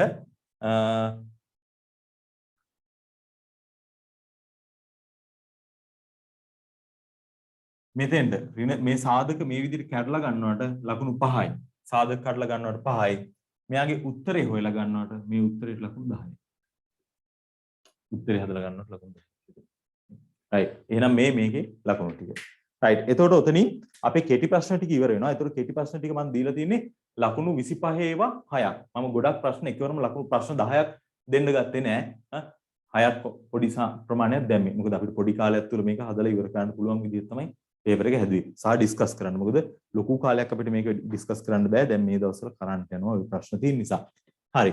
right. එහෙනම් අපි ඊළඟ ප්‍රශ්න ටික මම දැම්මේ ටිකක් කෙටි රචනා ප්‍රශ්නම නෙවෙයි. කෙටි ප්‍රශ්නට වඩා ටිකක් මේ දිගට යන ප්‍රශ්නයක් විදියට. right. එහෙනම් අපි ඊළඟ ප්‍රශ්න ටිකත් ගමු. 7 පළවෙනි ගාන 1 ධන sin θ ඍණ cos θ බෙදීම 1 ධන cos θ ධන sin θ සමානයි tan θ බෙදීම දෙක බව පෙන්වන්න. හරි. එතකොට මේ අපේ ප්‍රශ්නේ. right. එතකොට මේ ප්‍රශ්නේ බලන්න අපිට ත්‍රිකෝණමිති ගානක් ගත්ත ගමන් අපි එහෙට මෙහෙට දාලා අපිට කැමති දේවල් කරගෙන අපි සුළු කරගෙන යන්න ගන්න නැහැ. නේද? අපි ඒකේ විදිහ හොඳට බලන්න ඕනේ. එතකොට මේකේ බැලුවට පස්සේ අපිට පේන ප්‍රධානම දේ තමයි මේ පැත්තේ තියෙන θ පද මේ පැත්තේ θ බෙදීම දෙක. එහෙනම් θ පද θ බෙදීම දෙකට එනවා නම් අනිවාර්යයෙන්ම මේකට අර්ධකෝණ සූත්‍ර දාලා තියෙනවා. ඒතර අර්ධකෝණ සූත්‍ර ගත්තොත් අපිට sin ට තියෙන එක අර්ධකෝණ සූත්‍රය හිතන්න දෙයක් නැහැ දාන්න පුළුවන්. cos වලට තියෙන අර්ධකෝණ සූත්‍ර තුනක්. හොඳට හිතලා බලලා දාන්න ඕනේ. ඒතර මේ දෙක විතරයි තියෙන්නේ මෙතන නේද? right. එහෙනම් මේ ගාන හදන්න ගන්න හොඳම පැත්ත මේ පැත්ත. මොකද මේ පැත්ත එක පදයක් තියෙන. ඒතර tan ගන්නවා නම් sin බෙදීම cos රටාවට හදා ගන්න වෙනවා. මේ පැත්තේ ගොඩක් පද තියෙනවා සහ අර්ධකෝණ සූත්‍ර දාන්න පුළුවන් මේ පැත්තට. එහෙනම් මේ පැත්තෙන් ගන්න එක තමයි වාසිනේ. එහෙනම් අපි LHS එකෙන් ගමු. වම් පැත්තෙන් ගන්නවා LHS වම් පැත්ත සමානයි. දැන් අපි මේක තීරණය කර අර්ධකෝණ සූත්‍ර දාලා තමයි හදන්න වෙන්නේ කියලා. right. එහෙනම් අපි අර්ධකෝණ සූත්‍ර දාමු. 1 ධන sin ට තියෙන එකයිනේ 2යි sin θ බෙදීම 2යි cos θ බෙදීම 2.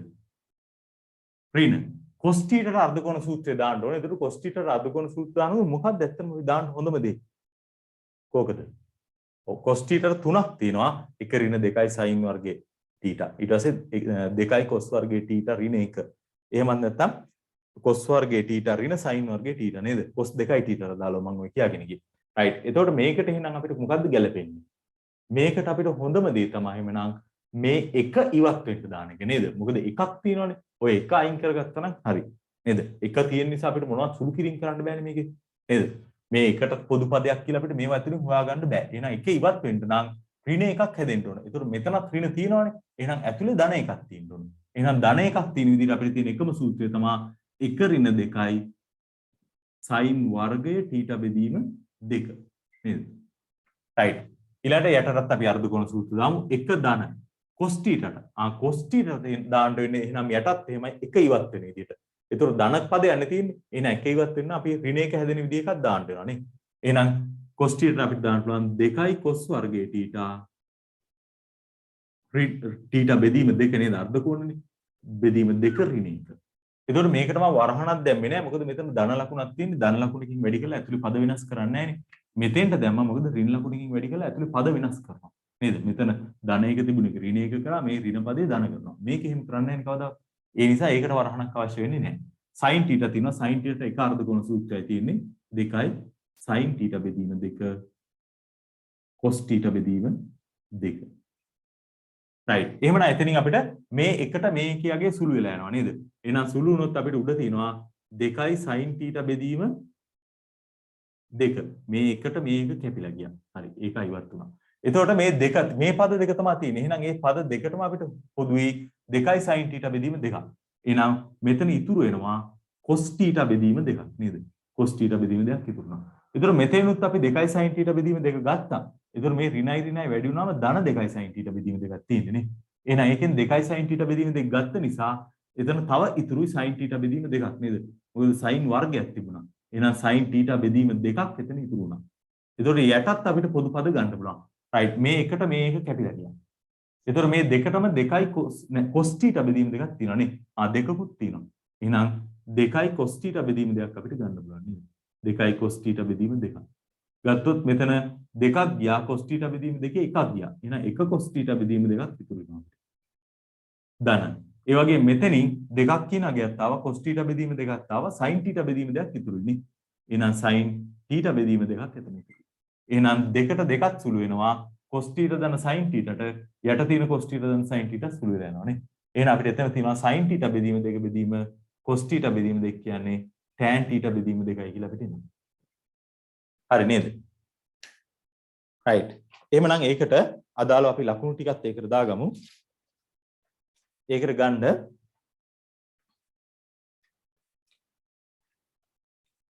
මෙතන මේ අර්ධ කෝණ සූත්‍රය හරියට දානකොට මේක නිවැරදිව අදාළ සූත්‍රයෙන් දානකොට මෙතෙන්ට දානකොට මෙතෙන්ට දානකොට ඒ හතරටම ලකුණු 15යි. හතරම දානකොට 15යි. දෙකක් හරියටම අදාළ දේවල් දාලා තිබ්බොත් ලකුණු 10යි. එකක් තුනක් දාලා තිබ්බොත් දෙකක් දාලා තිබ්බොත් 5යි එකක් දාලා තිබ්බට ලකුණු නැහැ. right. ඊළඟට ඒ සූත්‍ර දාලා සුළු කරලා ඊට පස්සේ මේක මේ රටාවට හදලා ගන්නවට ඒකට ලකුණු 5යි. උඩයි යටයි පොදුවේ අරගෙන උත්තරේ ගන්නවට 5යි. සුළු කරලා උත්තරේ ගන්නවට. දැන් ළමයි මෙහෙම කරනවා. මේ වගේ බව පෙන්වන්න තියෙනවනේ. සමහර ළමයි කරනවා මෙතනින් එකපාරම මේ උත්තරේ දානවා. මේ විදිහටත් එන ළමයි ඉන්නවා. පොඩ්ඩක් එහෙම මෙහෙට දැම්මා උත්තරේ දැම්මා. ඒතකොට බලන කෙනාට තේරෙනවා නම් මේක මේ ළමයා හදලා සුළු කරලා නෙවෙයි අරන් තියන්නේ. මොකද උත්තරේ බව පෙන්වන්න කියලා දීලා තියෙනවනේ. ඒතකොට ළමයට ඕන තැනකින් නවත්තලා ওই උත්තරේ දාන්න පුළුවන් සද්ද නැතුව. තේරෙනවද? ඒතකොට මේ දක්වා කරලා තියෙන වැඩේ හරිනම් ඊටු සුළු කරොත් ඔක උත්තරෙත් එනවා. ඒතකොට ඒක තව සුළු කරන්නේ නැතුව එකපාරම උත්තරේ දාලා කියලා තේරෙනවා නම් මේ පහත් නැහැ මේ පහත් නැහැ. මේ 15 විතරයි තියෙන්නේ. තේරෙනවද? ඒතකොට අපි එහෙම එකවරම උත්තරේ දාන්න යන්න එපා. එහෙම ළමයි පොදුවේ කරන දෙයක් ඒක. right. එහෙනම් මෙන්න ඒකේ පළවෙනි කොටස. ඒතකොට ඒකට ලකුණු අපිට එනවා. ඒකේ තව තියෙන කොටසක්. ඒතකොට මේ කොටසට මේ ටිකට ලකුණු 25ක් තියෙනවා. 25යි. ඒ ඉතුරු කොටස් ටික මම ලකුණු 60න් දීලා තියෙන්නේ. අපි ඊළඟ ප්‍රශ්නෙටත් යමු. හරි. එතකොට 7 B කොටස. A ධන B ධන C සමානයි 5 විතර තමයි දීලා තියෙන්නේ. මේක අපේ රටාවක් නේද? right. අපි එනම් ගමු. එහෙනම් A ධන B ධන C සමානයි 5 විතර. මේගොල්ලෝ කියන්නේ මේ බව පෙන්වන්න. නේද? එතකොට පදවල එකතුවකින් ගුණිතයකට ගිහිල්ලා. නේද? sin පද තුනක එකතුවකින් ගුණිතයකට ගිහිල්ලා. එහෙනම් අපි දන්නවා එකතුවකින් ගුණිතයකට යනවා කියන්නේ මේකේ ගිහිල්ලා තියෙන CD සූත්‍ර නේ. CD සූත්‍ර. right. එහෙනම් අපි පටන් ගමු. එතකොට CD සූත්‍ර අපිට මේ ගානක් ලේසි. ඇත්තට මේ පැත්තෙන් ගිහිල්ලා මෙහෙට යනවාට. මෙහෙන් මෙහෙට යනවා කියන එක නම් ඇත්තටම ගොඩාක් අමාරු දෙයක්. ඒ නිසා අපි මේ ගණන් හදන්නේ මේ පැත්තේ මෙහෙට නේද? මේක ඇත්තටම එකම රටාවක යන ප්‍රශ්නයක් නේ. මේ එහෙනම් අපි මේක වම් පැත්තෙන් ගන්න පුළුවන් LHS. right. අපිට CD එකවරම පද තුනකට දාන්න බෑ දෙකකට දාන්න වෙන්නේ. අපි කැමති පද දෙකක් තෝරගමු. right. පළවෙනි දෙක ගමුකෝ. sin ධන sin. ඒතර sin ධන sin කියන්නේ 2යි sin c ධන d බෙදීම 2යි cos c ධන d බෙදීම 2 නේ.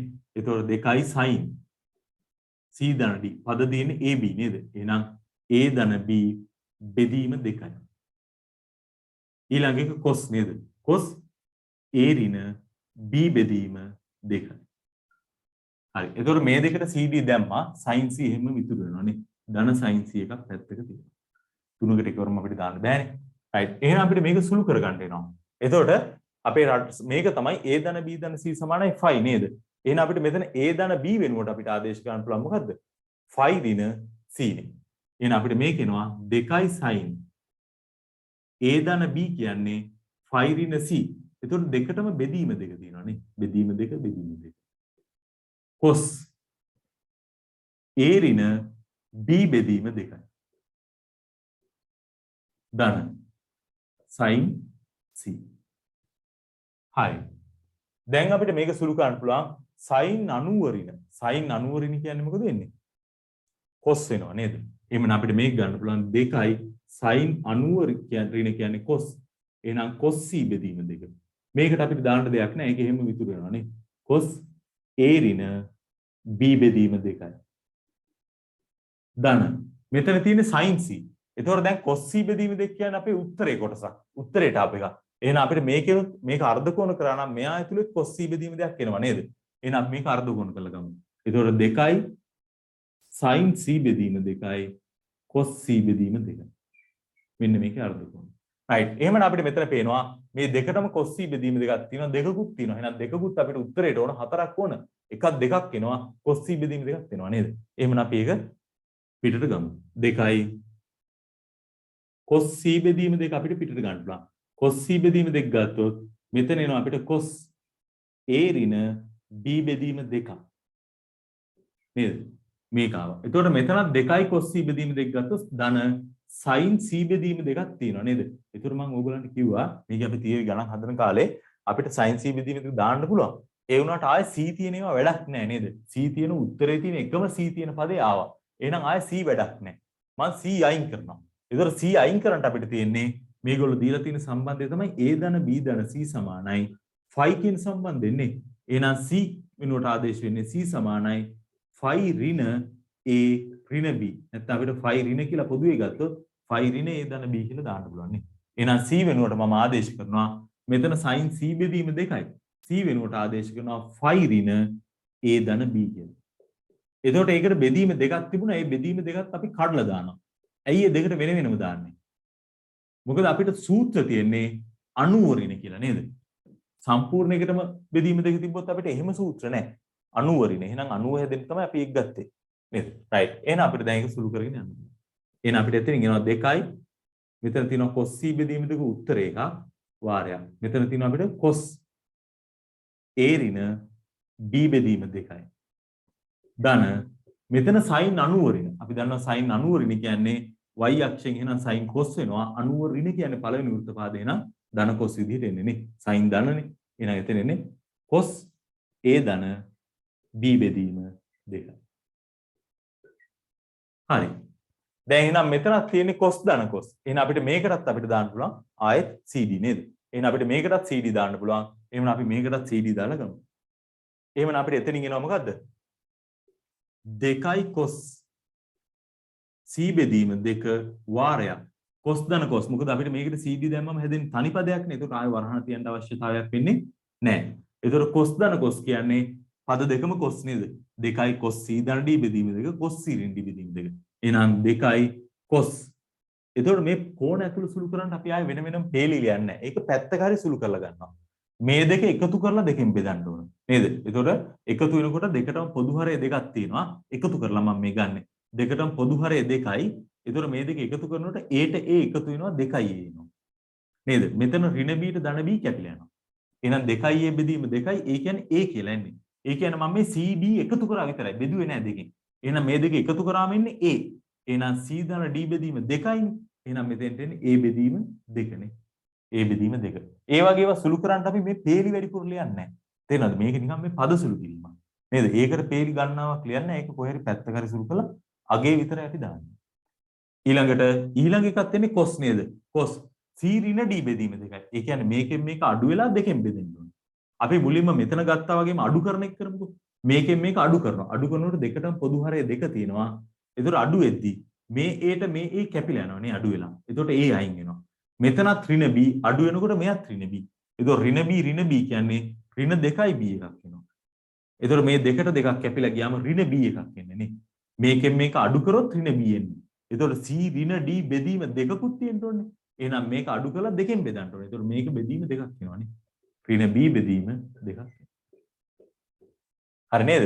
right. එහෙනම් අපේ මේ වැඩේ ඉවරයි. එහෙනම් අපිට මේකේ උත්තරේ ගන්න පුළුවන්. ඒතකොට මොකද වෙන්නේ? අපි දන්නවා ඍණ ලකුණක් sin යට ඇතුලේ නේද? මේ හතරවෙනි වෘත්තපාදේනේ. හතරවෙනි වෘත්තපාදේ ධන වෙන්නේ cos. ඒ කියන්නේ අපි ඒක මතක තියාගෙන තියෙන්නේ කොහොමද? sin ඇතුලේ ඍණ ලකුණක් තිබ්බොත් ඒක පිටට එනවා. cos ඇතුලේ ඍණ ලකුණක් තිබ්බොත් ඒක පිටට එන්නේ නැහැ, කැන්සල් වෙනවා. නේද? ඒක ධනනේ. tan ඇතුලේ ඍණ ලකුණක් තිබුණොත් ඒකත් පිටට එනවා. එහෙනම් ඇතුලේ තියෙන ඍණ ලකුණක් පිටට එන්නේ sin වල සහ tan වල, cos වල තියෙන ඍණ ලකුණ කැන්සල් වෙනවා. එහෙනම් මේ cos වල තියෙන ඍණ ලකුණ අයින් වෙනවා නිකන්. ඒතර අපිට එනවා මෙතන දෙවරක් දෙක 4යි උත්තර එනවා නේද? ඒතකොට මේක cos a බෙදීම 2. ඒකනේ මුලට අරන් තියෙන්නේ. අපි ගමු. cos a බෙදීම 2. එතකොට ඊළඟ එක එන්නේ cos b බෙදීම 2. එතකොට මෙතන ඍණ b බෙදීම 2 තිබුණාට cos නිසා ඒකේ ඍණ ලකුණ කැන්සල් වුණා. එහෙනම් cos b බෙදීම 2 තියෙනවා. ඒ වගේම ඊළඟ එක තියෙනවා cos c බෙදීම 2. මෙන්න එන අපේ උත්තරය. හරි නේද? right. එතකොට මේකටත් අපි ලකුණු ටික දාගමු. එතකොට මේකෙත් ගන්න පළවෙනි එකට මේකට cd සූත්‍රය දානවට 5යි. ඊළඟට මේක මේ රටාවට හදා ගන්නවට 5යි. ඊට පස්සේ මෙතන මේක අර්ධ කෝණ. ඒ කියන්නේ මේක මේ රටාවට හදලා මෙතෙන්ට මේ cos c බෙදින් 2 කියලා ගන්නවට 5. තේරෙනවද? ඊළඟට මෙතෙන්ට 5යි. මේකට 5යි. නැත්තම් මේ 5 මෙතෙන්ට දාගත්තත් කමන්නේ. මේ රටාවට හදාගෙන මෙතෙන්ට හදලා ගන්නවට 5යි. එතකොට මෙතන අර්ධ කෝණ කරාට එතන 5ක් වෙනවා. ඊළඟට මේ පද දෙකෙන්ම 2 cos c බෙදීම 2 පිටට ගත්තට 5ක් වෙනවා. ඊළඟට මෙතන මේකට අනුවරින දාලා මේ රටාවට හදලා ගන්නවට 5යි. හදලා ගන්නවට 5යි. ඊළඟට මේක CD දානවට 5යි. උත්තරේ ගන්නවට 5යි. උත්තරේ ගන්නවට 5යි. එතකොට මෙතන එනවා 5 ඒවා 1 2 3 4 5 6යි 7ක්. එතකොට මෙතන 35ක් එනවා. ඉස්සෙල්ලාකේ 25යි 35යි ලකුණු 60ක් එතන. එහෙනම් ඒකට 60යි. මේ මම විභාගයට දෙන සම්මත රටාවෙන් නෙවෙයි දෙන්නේ. විභාගයට දෙනකොට රචනා ගානකට ලකුණු 150ක් වෙනවා. අපිට තාම මේ වගේ ප්‍රශ්න ගොඩනගන්න අමාරුයි.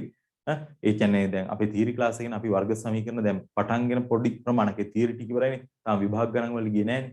නේද? ඒතකොට එහෙම ගියාම අපිට පුළුවන් බහුපද වර්ග සමීකරණ දාලා එක ප්‍රශ්නයක් සම්පූර්ණ හදන්න පුළුවන්.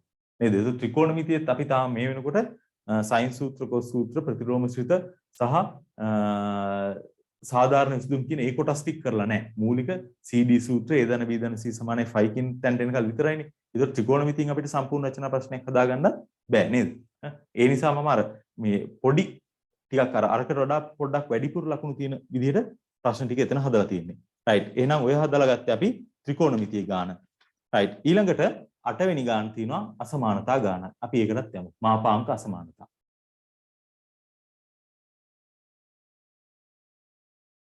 අටවෙනි ගාන අසමානතා ගාන. y සමානයි 2 ඍණ x ගේ මාපාංක ප්‍රස්ථාරය සහ y සමානයි 2x ඍණ 1 ගේ මාපාංක ප්‍රස්ථාරවල දල සටහන අඳින්න කියනවා. ඊට පස්සේ ඒක භාවිතේ හෝ වෙනත් අයුරකින් අසමානතාවයක් විසඳන්න දීලා තියෙනවා. නේද? විසඳන්න. ඊට පස්සේ තවත් අසමානතාවයක් දීලා තියෙනවා. ඒකත් විසඳන්න කියනවා. රයිට්. අපි ගමු එහෙනම්. එතකොට මේගොල්ලෝ කියන්නේ මේ ප්‍රස්ථාර දෙක අඳින්න. එකම රූප සටහනක අඳින්න නේද?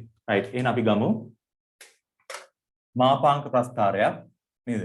මාපාංක ප්‍රස්ථාරයක් එකක් නම් මාපාංකේ ඍණ වෙලක් තියෙනවා. ඒ කියන්නේ මේක යටටත් යනවානේ. යටටත් යන ප්‍රස්ථාරයක්. මම මෙහෙම ගන්න.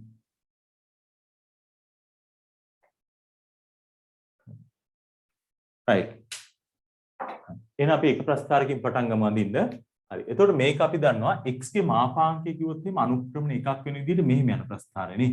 එතකොට ඒක ඍණින් වැඩි වුණාම මෙහෙම ගිය ප්‍රස්ථාරයම අනිත් පැත්ත හැරෙනවා. යටට හැරෙනවා. මෙන්න x ගේ මාපාංකය. ඒකට දෙකක් එකතු වෙලා එහෙනම් දෙකක් උඩට යනවා නේ. එහෙනම් දෙකක් උඩට ගිහිල්ලා මේ විදිහට අනුක්‍රමණය එකක් වෙන ප්‍රස්ථාරයක් එන්නේ. මේ විදිහට එන ප්‍රස්ථාරය.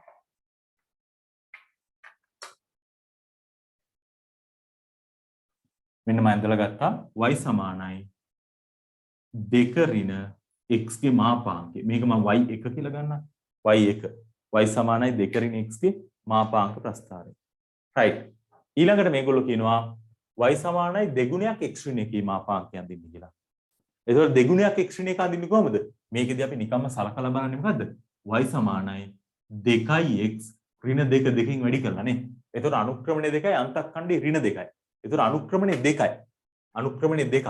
එතකොට මේකේ ලකුණු මේවා ලකුණු කරගෙන ඉන්න ඕන අපි. නේද? මේක කැපෙන තැන මේක කැපෙන්නේ මෙතන දෙකෙන් නේ.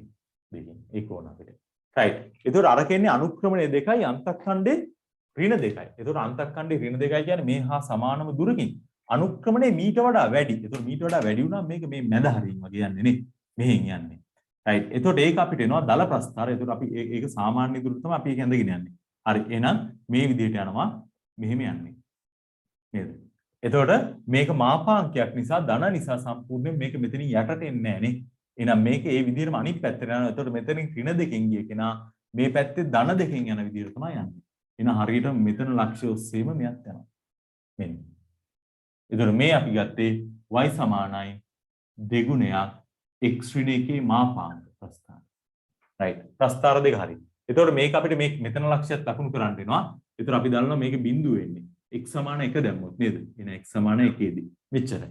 ප්‍රස්ථාර දෙක ඇඳා අපි. මෙන්න ප්‍රස්ථාර දෙක. හරි.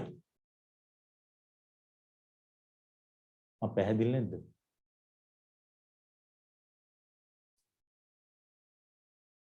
පැහැදිලි නැත්නම් හරි ගැටලු තියෙනවා නම් හරි කියන්න. right හරි එහෙනම් මෙන්න ප්‍රස්ථාර දෙක ඇඳා ඊළඟට මේගොල්ලෝ කියනවා අපිට එනයින් හෝ අන්නයිට කියනවා x වල මාපාංකය ධන දෙගුණයක් x ඍණ 1 මාපාංකය කුඩයි 2යි අසමානතාව සපුරාලන සියලුම තාත්වික අගයන් සොයන්න x වල අගයන් සොයන්න. එතකොට මේක භාවිතයෙන් හෝ වෙනත් ආකාරයකින් කියලා කියන්නේ. එතකොට අපි සාමාන්‍ය ප්‍රස්ථාරය ඇඳනම් ආයේ වෙන රටාවල් වලට යන්නේ නැහැ නේද? මොකද හේතුව මේක අපිට වර්ග කරලා මාපාංක ඉවත් කරලා හදන්න පුළුවන් ගානක් නෙවෙයි.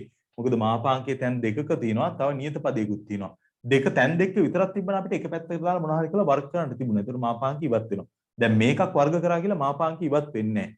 එහෙනම් අපි මේ වගේ ගානක අනිවාර්යයෙන්ම ප්‍රස්ථාරය භාවිතයෙන්ම තමයි යන්නේ නේ. එතකොට මේක ප්‍රස්ථාරය භාවිතයෙන් හදන්න ප්‍රස්ථාර දෙක වෙන් කරගන්න වෙනවා. එතකොට එකක් තමයි මේ ප්‍රස්ථාරය. ඒක තියෙනවා. අනිත් එක මොකද්ද? දෙක ඍණ x ගේ මාපාංකය. එහෙනම් මේ x ගේ මාපාංකය මෙහෙට දැම්මම හරිනේ. එහෙනම් අපි මේ විදිහට හදලා ගමු. දෙගුණයක් x ඍණ 1 මාපාංකය කුඩයි. මේ x මාපාංකය අනිත් පැත්තට ගියොත් අපිට එනවා දෙක ඍණ x ගේ මාපාංකය. මෙන්න අපිට ප්‍රස්ථාර දෙක ආවා. ඒතර මම මේක y1 කියලා නෙගත්තේ මේක y2 කියලා ගන්නම්. ඒතර අපිට ආවේ y1 කියන 2 කියන ප්‍රස්ථාරය නේ මේ තියෙන්නේ. එහෙනම් මේ y2 කියන ප්‍රස්ථාරය කුඩා වෙන්න ඕන y1ට වඩා y1ට වඩා අඩු වෙන්න ඕන. එහෙනම් මෙන්න මේ අසමානතාවයට මේකට ගැලපෙන x තමයි අපෙන් අහන්නේ නේ. ඒතර බලන්න y2 අඩු වෙලා තියෙනවා y1ට වඩා. ඒතර y2 කියන්නේ මම මේ රතු පාටින් ඇඳපු එක. ඒතර මේ ටිකේ බලන්න මේ රේඛාවක් ගැහුවම බලන්න මේ ටිකේදී කවුද වැඩි? රතු එක වැඩි නිල් එකට වඩා. ඒතර මේ ටිකේදී රතු එක වැඩි. අපිට වෙන්න ඕන මොකද්ද? රතු එක තමයි y2 තමයි අඩු වෙන්න ඕන. ඒතර මේක ගැලපෙන්නේ නැහැ. මෙතෙන්දී රතු එකයි නිල් එකයි සමානයි. මේකේ සමාන වෙන අවස්ථාවක් අහලත් නැහැ. නේද? මෙතනින් මෙහාට එද්දී කළු එක වැඩි රතු එක අඩුයි. ඒ කියන්නේ y2 අඩුයි. අපිට ඕනත් y2 අඩු වෙන්න. එහෙනම් මේ ටිකේදී y2 අඩුයි. මෙතන මේ ටිකේදීත් y2 අඩුයි නේ. මෙතෙන්දී y1යි y2යි සමානයි. මෙතනින් මෙහාට එනකොට ආයෙත් මොකද වෙන්නේ? y2 වැඩි වෙනවා. එහෙනම් මෙතනින් මෙහා වැඩකුත් නැහැ. අපිට මෙතන ඉඳලා මේ දක්වා ටික තමයි y2 අඩු වෙන්නේ නේ. ඒතර y2 අඩු වෙලා y1 වැඩි වෙන්නේ. එහෙනම් මෙතනගේ අපි දන්නවා x වලගේ බිඳුවයි. එහෙනම් මෙන්න මෙතනගේ මම මේක ඇල්ෆා කියලා දාගන්නම් මෙතන x ගේ. එහෙනම් ඇල්ෆා හොයාගත්තා නම් වැඩේ හරිනේ. එහෙනම් අපි ඇල්ෆා හොයලා ගමු. එතකොට අපිට මෙතනින් හොයන්න පුළුවන් එහෙනම් මොකද්ද? මේකට ගැලපෙන පරාසය. එහෙනම් මම කියනවා ප්‍රස්ථාරයට අණුව ගැලපෙන පරාසය. ප්‍රස්ථාරයට අණුව ගැලපෙන පරාසය තමයි මොකද්ද? මෙතන ඉඳලා මේ දක්වා කොටස. ඒ කියන්නේ x බිඳුවේ ඉඳලා ඇල්ෆා දක්වානේ. ඒතකොට ඒක අපිට හොයන්න දුන්නේ නැහැ. සමහර ඒ වගේදී අපිට ඒක ගියත් හොයන්න වෙනවා. ඒතකොට මෙතන පැහැදිලිව ලකුණුලා තිබුණ නිසා ප්‍රශ්නයක් නැහැ. එහෙනම් බිඳුවට වඩා විශාලයි x කුඩයි ඇල්ෆා කියන පරාසය තමයි අපිට ගැලපෙන්නේ. මේකේ සමාන නැති නිසා සමාන වෙන්නේ නැහැ. රයිට්. එහෙනම් අපිට ඇල්ෆා හොයන්න වෙනවා. එහෙනම් ඇල්ෆා හොයන්න මොකද කරන්නේ? මේ ඡේදනයේ උන සමීකරණ දෙක අපි විසඳනවා. නේද? එහෙනම් මේ ඡේදනයේ උන සමීකරණ දෙකේ සමීකරණ ඕනේ නේද? ඒ ඡේදනයේ උන රේඛා දෙකේ. එහෙනම් මේකේ සමීකරණය අපිට එනවා y සමානයි. මෙයාගේ අනුක්‍රමණය ධන. එහෙනම් x ට ධනාගය නෙමෙයි ගන්නෙ. මාපාංකයට අපිට ධනාගයක් ගන්න පුළුවන් ඍණාගයක් ගන්න පුළුවන්. ඒතකොට මේ රේඛාවේ අනුක්‍රමණය ධන නිසා මේ පැත්තේ ගන්නකොට අපි ගන්නේ ධනාගය. මේක ඍණ නිසා මේ පැත්තට ගන්නකොට ගන්නේ මාපාංකේ ඍණාගය. මොකද x වල x ඍණ වෙන්න නේ. එහෙනම් අපිට මේක ගන්න පුළුවන් ධනාගය ගත්තොත් දෙවරක් x ඍණ 1 මෙතන ඉන්නේ. ඒතකොට හරිනේ 2x තමයි අනුක්‍රමණය. ඒ කියන්නේ ධන අනුක්‍රමණය. මේ පැත්තට ගත්තොත් අපි ගන්නේ මේකට මාපාංකයේ ඍණාගය. ඒතකොට ඍණ 2x. හරිනේ මේ පැත්ත මේ පැත්තට ආනතයි කියන්නේ අනුක්‍රමණයේ ඍණ නේ. ඒතකොට දැන් මේකේ ගද්දි මේ පැත්තට ආනත. ඒ කියන්නේ මෙහෙට අනුක්‍රමණයේ ඍණ. එහෙනම් ඍණයෙන්ට තමයි අපි ගන්නෙ. ඒතකොට මෙයාගේ අනුක්‍රමණයේ ඍණයෙන්ට ගත්තොත් y සමානයි. 2 කියන කෙනාට අපිට අගේ වෙනස් කරන්න බෑනේ. දෙකට මාපාංකයක් නෑ. ඒක දෙකම තමයි. ඒතකොට මේක ඍණ x ගේ මාපාංකය. ඒතකොට කොහොම හරි ඍණ x එක්කෝ ධන x නැත්නම් ඍණ x එන්න ඕන. මෙතනින්. ඒතකොට ධන x කියන්නේ මේක තමයි අනුක්‍රමණයේ ධන. එහෙනම් මේක ඍණ නිසා මෙතෙන්ට ගන්න වෙන්නේ ඍණ x. මෙන්න එහෙනම් රේඛා දෙකේ සමීකරණ දෙක ඒ දෙක විසඳලා ගත්තා නම් ඇල්ෆා හොයන්න පුළුවන් නේ. එහෙනම් අපි විසඳමු. ඒතකොට මේ දෙකම සමාන වෙන අවස්ථාවනේ. එහෙනම් මේ දෙක සමාන කරනවා. එහෙනම් මම කරනවා දෙවරක් x ඍණ කියන එකගේ සමාන කරනවා 2 ඍණ x ට. එහෙනම් මේ පැත්තෙන් අපිට එනවා 2x. ඍණ 2 සමානයි 2 ඍණ x. එහෙනම් මේ x මෙහෙට આવොත් ධන x වෙනවා. එහෙනම් 3x වෙනවා නේ. සමානයි. මේ ඍණ 2 අනිත් පැත්තට ගියොත් ධන 2යි. ඒතකොට 2 2 4යි. එහෙනම් අපිට එතනින් එනවා x සමානයි 4 බෙදීම 3. ඒතකොට x කියලා කිව්වේ අපි ඇල්ෆා නේද ඔය තැන. එහෙනම් ඇල්ෆා වලා ගේනවා අපිට 4 බෙදීම 3ක්. එහෙනම් අපිට දැන් ප්‍රස්ථාරයට ගැලපෙන පරාසය කියන්න පුළුවන් නේ. එම නිසා පරාසය අපිට එනවා බිඳුවට වඩා විශාලයි x කුඩයි ඇල්ෆා කියලා කිව්වේ 4 බෙදීම 3. මෙන්න එහෙනම් එතනින් අපි අපේ මේකට ගැලපෙන පරාසය හොයලා ගත්තා. මේක තමයි ගැලපෙන පරාසය අසමානතාව. right. ඊට පස්සේ මේගොල්ලෝ තවත් ප්‍රශ්නයක් අහලා තියෙනවා නේ. ඊළඟ ප්‍රශ්නේ මොකද්ද? ඊළඟ ප්‍රශ්නේ තමයි එතනින් අහලා තියෙන ඊළඟ ප්‍රශ්නය ඊළඟ කොටස. ඒතකොට ඊළඟ එකේදී අපෙන් අහනවා x ගේ මාපාංකය ධන 2x ඍණ 1 මාපාංකය කුඩයි 1 අසමානතාව සපුරාලන x පරාසයද සොයන්න. මේකත් හොයන්න කියලා කියනවා. ඒතකොට මේකත් n9 කියලා නෑ. ඒතකොට n9 කියලා නැත්නම් අපිට ඕනනම් පුළුවන් මාපාංකයේ අර්ථ දැක්වීමට ගිහිල්ලා එතනින් සුළු කරලා ගන්නත් පුළුවන්. ඒතකොට මේක අර්ථ දැක්වීමෙන් යන්න වෙන්නේ මේක වර්ග කරලා හදන්න බෑ නේද? මෙයාටත් මාපාංකය මේකටත් මාපාංකය මෙතන නියත පදයකුත් තියෙනවා. ඒතකොට මේක වර්ග කරා කියලා මාපාංක ඉවත් කර ගැනීම හැකියාවක් නැහැ. එහෙනම් මාපාංකයේ අර්ථ දැක්වීමට යන්නත් පුළුවන්. මේක එකම ගාණ යන එකක් නිසා බොහෝ වෙලාවට මේකත් එක්ක මෙයාගේ සම්බන්ධයක් තියෙන්නත් පුළුවන්. නේද? එහෙනම් අපිට එතනින් යන්න ගන්නත් පුළුවන්. ඒතකොට මේ ගාණ දිහා බැලුවම අපිට තේරෙන්නේ right. අපි ඉස්සල්ලා හැදුවේ මෙතන. ඒතකොට ඕකත් එක්ක අරගේ සම්බන්ධතාවයක් තියෙනවද? නෑ මේක නෙමෙයි. ඉස්සල්ලා හැදුවේ මේකට ගැලපෙන අසමානතාවයනේ. ඒතර පොඩ්ඩක් ඒ රටාවේ තියෙනවා තමයි. ඒ රටාවේ තිබුණාට අපිට මොකද වෙලා තියෙන්නේ? මෙතන එක තියෙන්නේ. මේ දෙක කියන එක අගයක් නැහැ. නේද? ඒතර මෙතන දෙකයි මෙතනත් ඍණ එක තියෙනවා. ඒ වුණාට මෙතන දෙකක් තියෙනවා නේ. ඒතර මෙතන x විතරයි තියෙන්නේ. නේද? ඒතර මොකක් හරි පොඩි වෙනසක් වෙලා තියෙනවා මේක. මොකද වෙලා තියෙන්නේ වෙනස? දැන් ඕකේ නම් පැහැදිලිව පේන්නේ නැහැ. ටිකක් සංකීර්ණ ගානක්. තේරෙනවද? මේ තමයි අපේ අලුත් රටාව විභාග ගානේ අලුත් රටාව. තියෙන්නේ මේක. මේක 2019ට කලින් විභාගවල මේ ප්‍රශ්නේ මේ රටාවේ ප්‍රශ්න ඇහුවේ නැහැ. 2019 පස්සේ විභාගවල තමයි මේ රටාවට ආවේ. ඒ කියන්නේ මේ අසමානතාවයේ තවත් වෙන අසමානතාවයකට යන එක. ඒ රටාව අසමානතාවය පොඩ්ඩක් වෙනස් කරලා ගන්න එක. right. එතකොට ඔය x පොඩි පදයක් x වෙනුවට 2x 3x දාලා නැත්නම් x වෙනුවට x බෙදීම 2 දාලා නැත්නම් x වෙනුවට x ධන 1 x ඍණ 1 ඔය වගේ පොඩි දෙයක් ආදේශ කරලා තමයි ඔය රටාව වෙනස් කරලා තියෙන්නේ. නේද? right. එහෙමනම් අපිට ගන්න පුළුවන් දැන් මෙතන මේ දෙක ඉවත් වෙලා එක වෙලා තියෙනවා. ඒ කියන්නේ මේක දෙකෙන් බෙදිලත් දන්නේ නැහැ නේද? මේක බෙදිලා එහෙනම් මෙතන දෙකක් තියෙන්න ඕනේ. නේ? මෙතන දෙකක් තියෙන්න නම් x වෙනුවට 2x වත් ආදේශ කරන්න ඕනේ. ඒතර x වෙනුවට 2x ආදේශ කරොත් මෙතන දෙකට මේ දෙක කැපෙනවා. ඒතර මෙතෙන්ටත් 2x ආදේශ වෙනවා නේ. එතකොට මේ 2x එනවා නේ. නේද? එහෙනම් මේක කරලා තින්නේ x වෙනුවට 2x ආදේශ කරලා.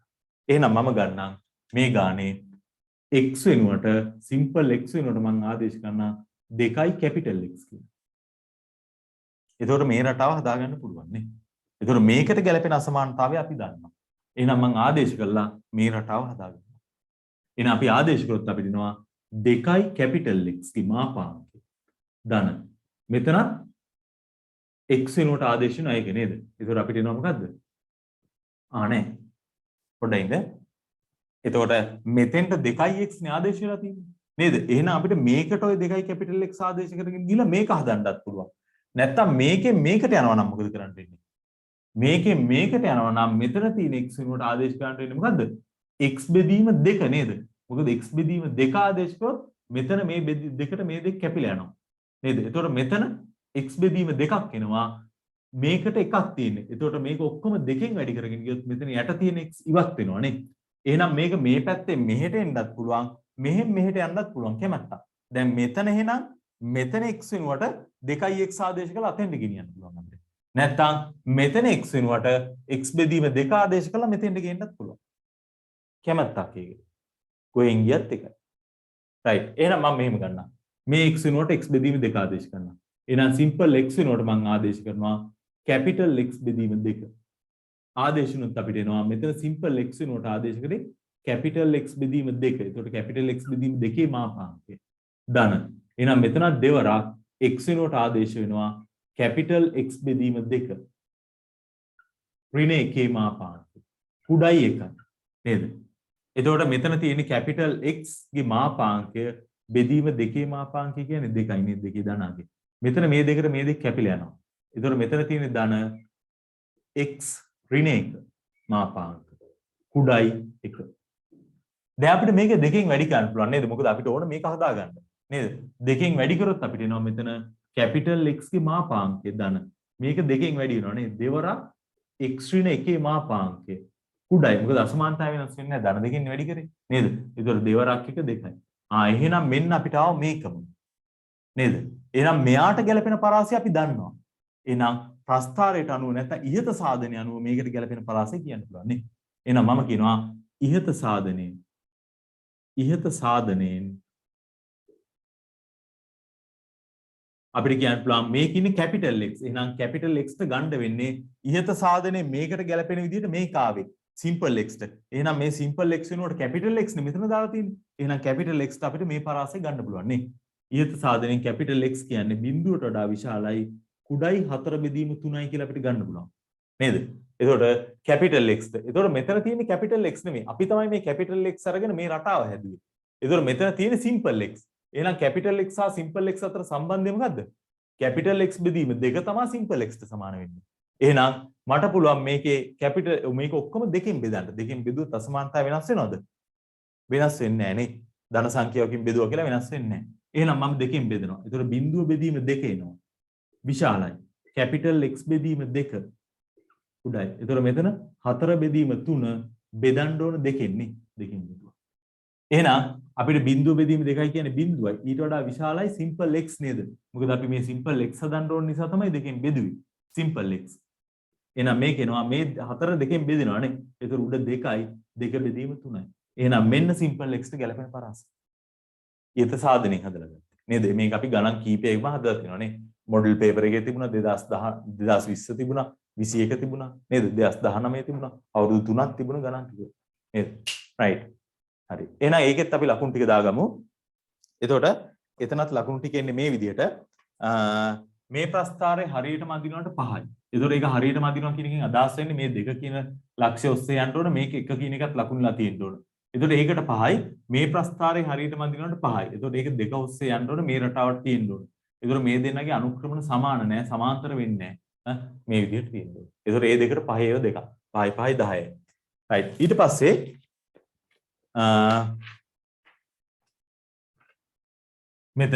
මෙතනින් පටන් අරගෙන සමීකරණ දෙක වෙන් කර ගන්නවට 5යි. සමීකරණ දෙක වෙන් කර ගන්නවට 5යි. ඊට පස්සේ ප්‍රස්ථාරයට අනුව මේ විසඳුම් මේක කියලා කියනවට 5යි. ඊළඟට එතනින් ඇල්ෆාගේ අගය හොයලා ගන්නවට ඒක විසඳලා එතෙන්ට 5යි. ඊට පස්සේ පරාසය හරියටම ප්‍රකාශ කරනවට 5යි. ඔය විදිහට එන්නේ. ඒතකොට ඔය ටිකට එනවා මේ ප්‍රස්ථාරයට 10යි, මෙතන 10යි 20යි 30යි නේද? ඒතකොට මේ දක්වා ලකුණු 30ක් තියෙන්න ඕනේ. ඒ ටික හරිනම් 30යි. ඒ දක්වා කොටස් ටික හරිනම් 30යි. ඊළඟ එකේදී x වෙනුවට x බෙදීම 2 කියලා ආදේශ කරාට 5යි. එතෙන්ට 5යි. ඊළඟට ඒකේ ලිව්වට 5යි. ඊළඟට ඒක ආදේශ කරනවට 5යි. ආදේශ කරනවට මේ සමීකරණයට ආදේශ කරනවට 5යි. ඊට පස්සේ ආදේශ කළා මේ රටාව හදනවට 5යි. මේ සමීකරණේ හදලා ගන්නවට 5යි. 5යි. ඊළඟට ඉහත සාධනය අනුව මෙයාගේ විසඳුම මේක කියලා කියනවට 5යි. ඊළඟට ඒකේ මේ දෙකෙන් බෙදනවට 5යි. උත්තරේ ගන්නවට 5යි. ඒතර මෙතන 15යි 30යි. ඒතර මෙතනත් 30යි. ඒතර 30යි 30යි ඒකටත් 60ක් වෙනවා. ලකුණු 60ක් එනවා එතන. ඒක 60යි. රයිට්. එහෙනම් ඊළඟ එකේ අන්තිම කොටස. අන්තිම කියන්නේ 9 වෙනි ගාන සහ 10 වෙනි ගාන. ඒ 9 වෙනි ගාන සහ 10 වෙනි ගානේ පොඩි ගැටලුවක් වෙලා තියෙනවා. ওই 9 වෙනි ගාන මම ඒක ඒ ප්‍රශ්නයකට අදාළව හදපු එකක් නෙමෙයි 9යි 10යි එකතු කරලා හදන්න ගිය එකක්. ඒතකොට 10 වෙනි ගාන ටිකක් සංකීර්ණයි. ඒ නිසා 9 වෙනි ගානට අපි ලකුණු 60ක ගානක් නෙමෙයි ඒක ටිකක් ඊට වඩා අඩු ලකුණු ගානක්. රයිට්. එහෙනම් අපි 9 වෙනි ගානත් බලමු.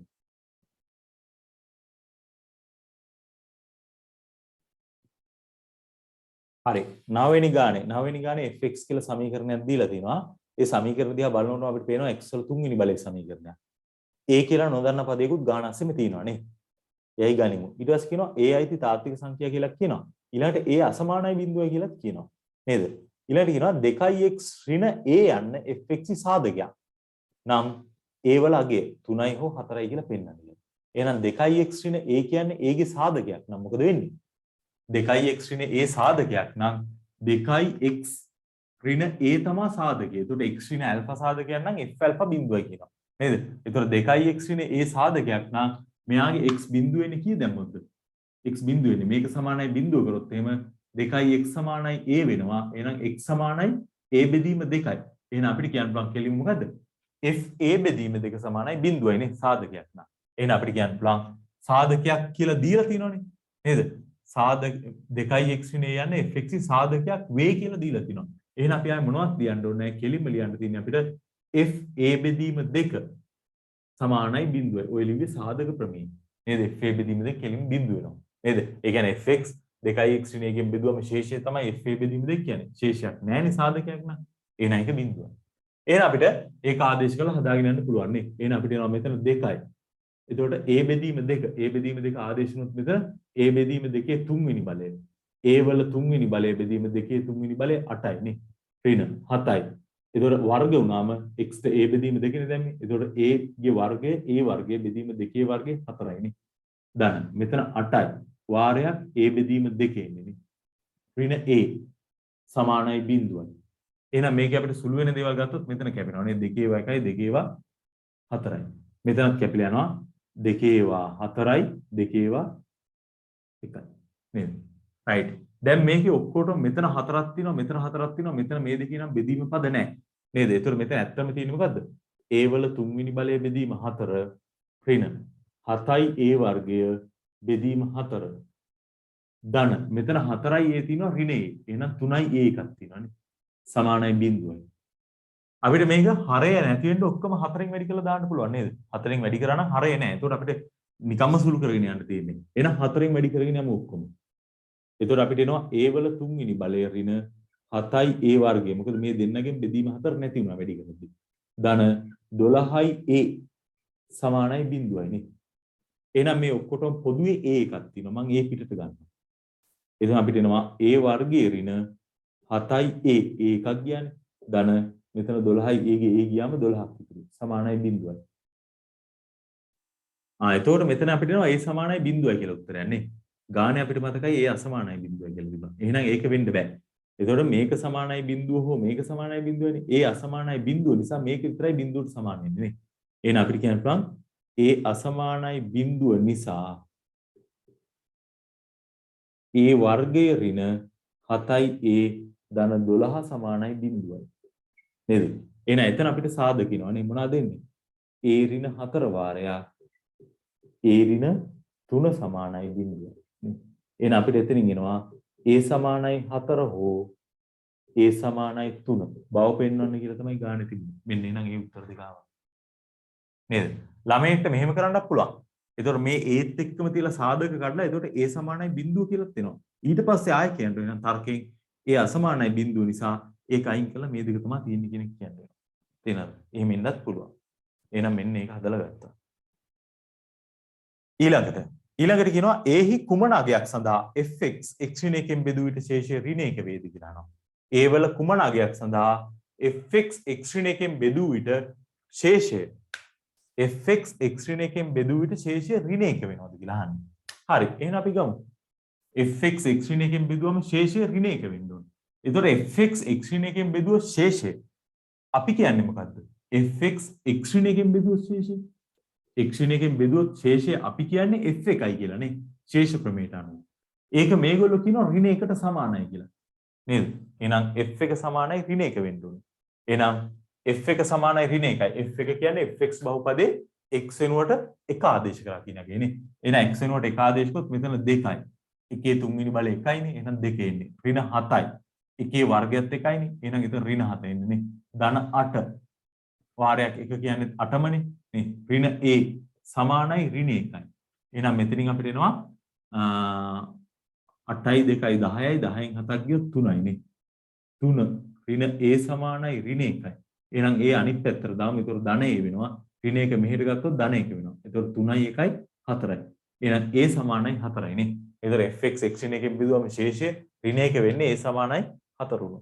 නේද? a සමානයි 4යි. එච්චරයි. ඒතර ඒක ලේසි ගානක්. ඒ නිසා ඒකට මම අර ගාන වගේ තරම් ලකුණු දාලා නැහැ.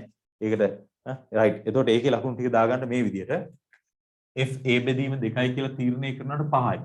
ඊළඟට a බෙදීම 2 මේකට ආදේශ කරනකොට 5යි. ඊට පස්සේ a අසමානයි බිඳුවයි කියලා මෙතන තර්කය ලියනකොට 5යි. මෙතන ළමයි ලියන්නත් පුළුවන්.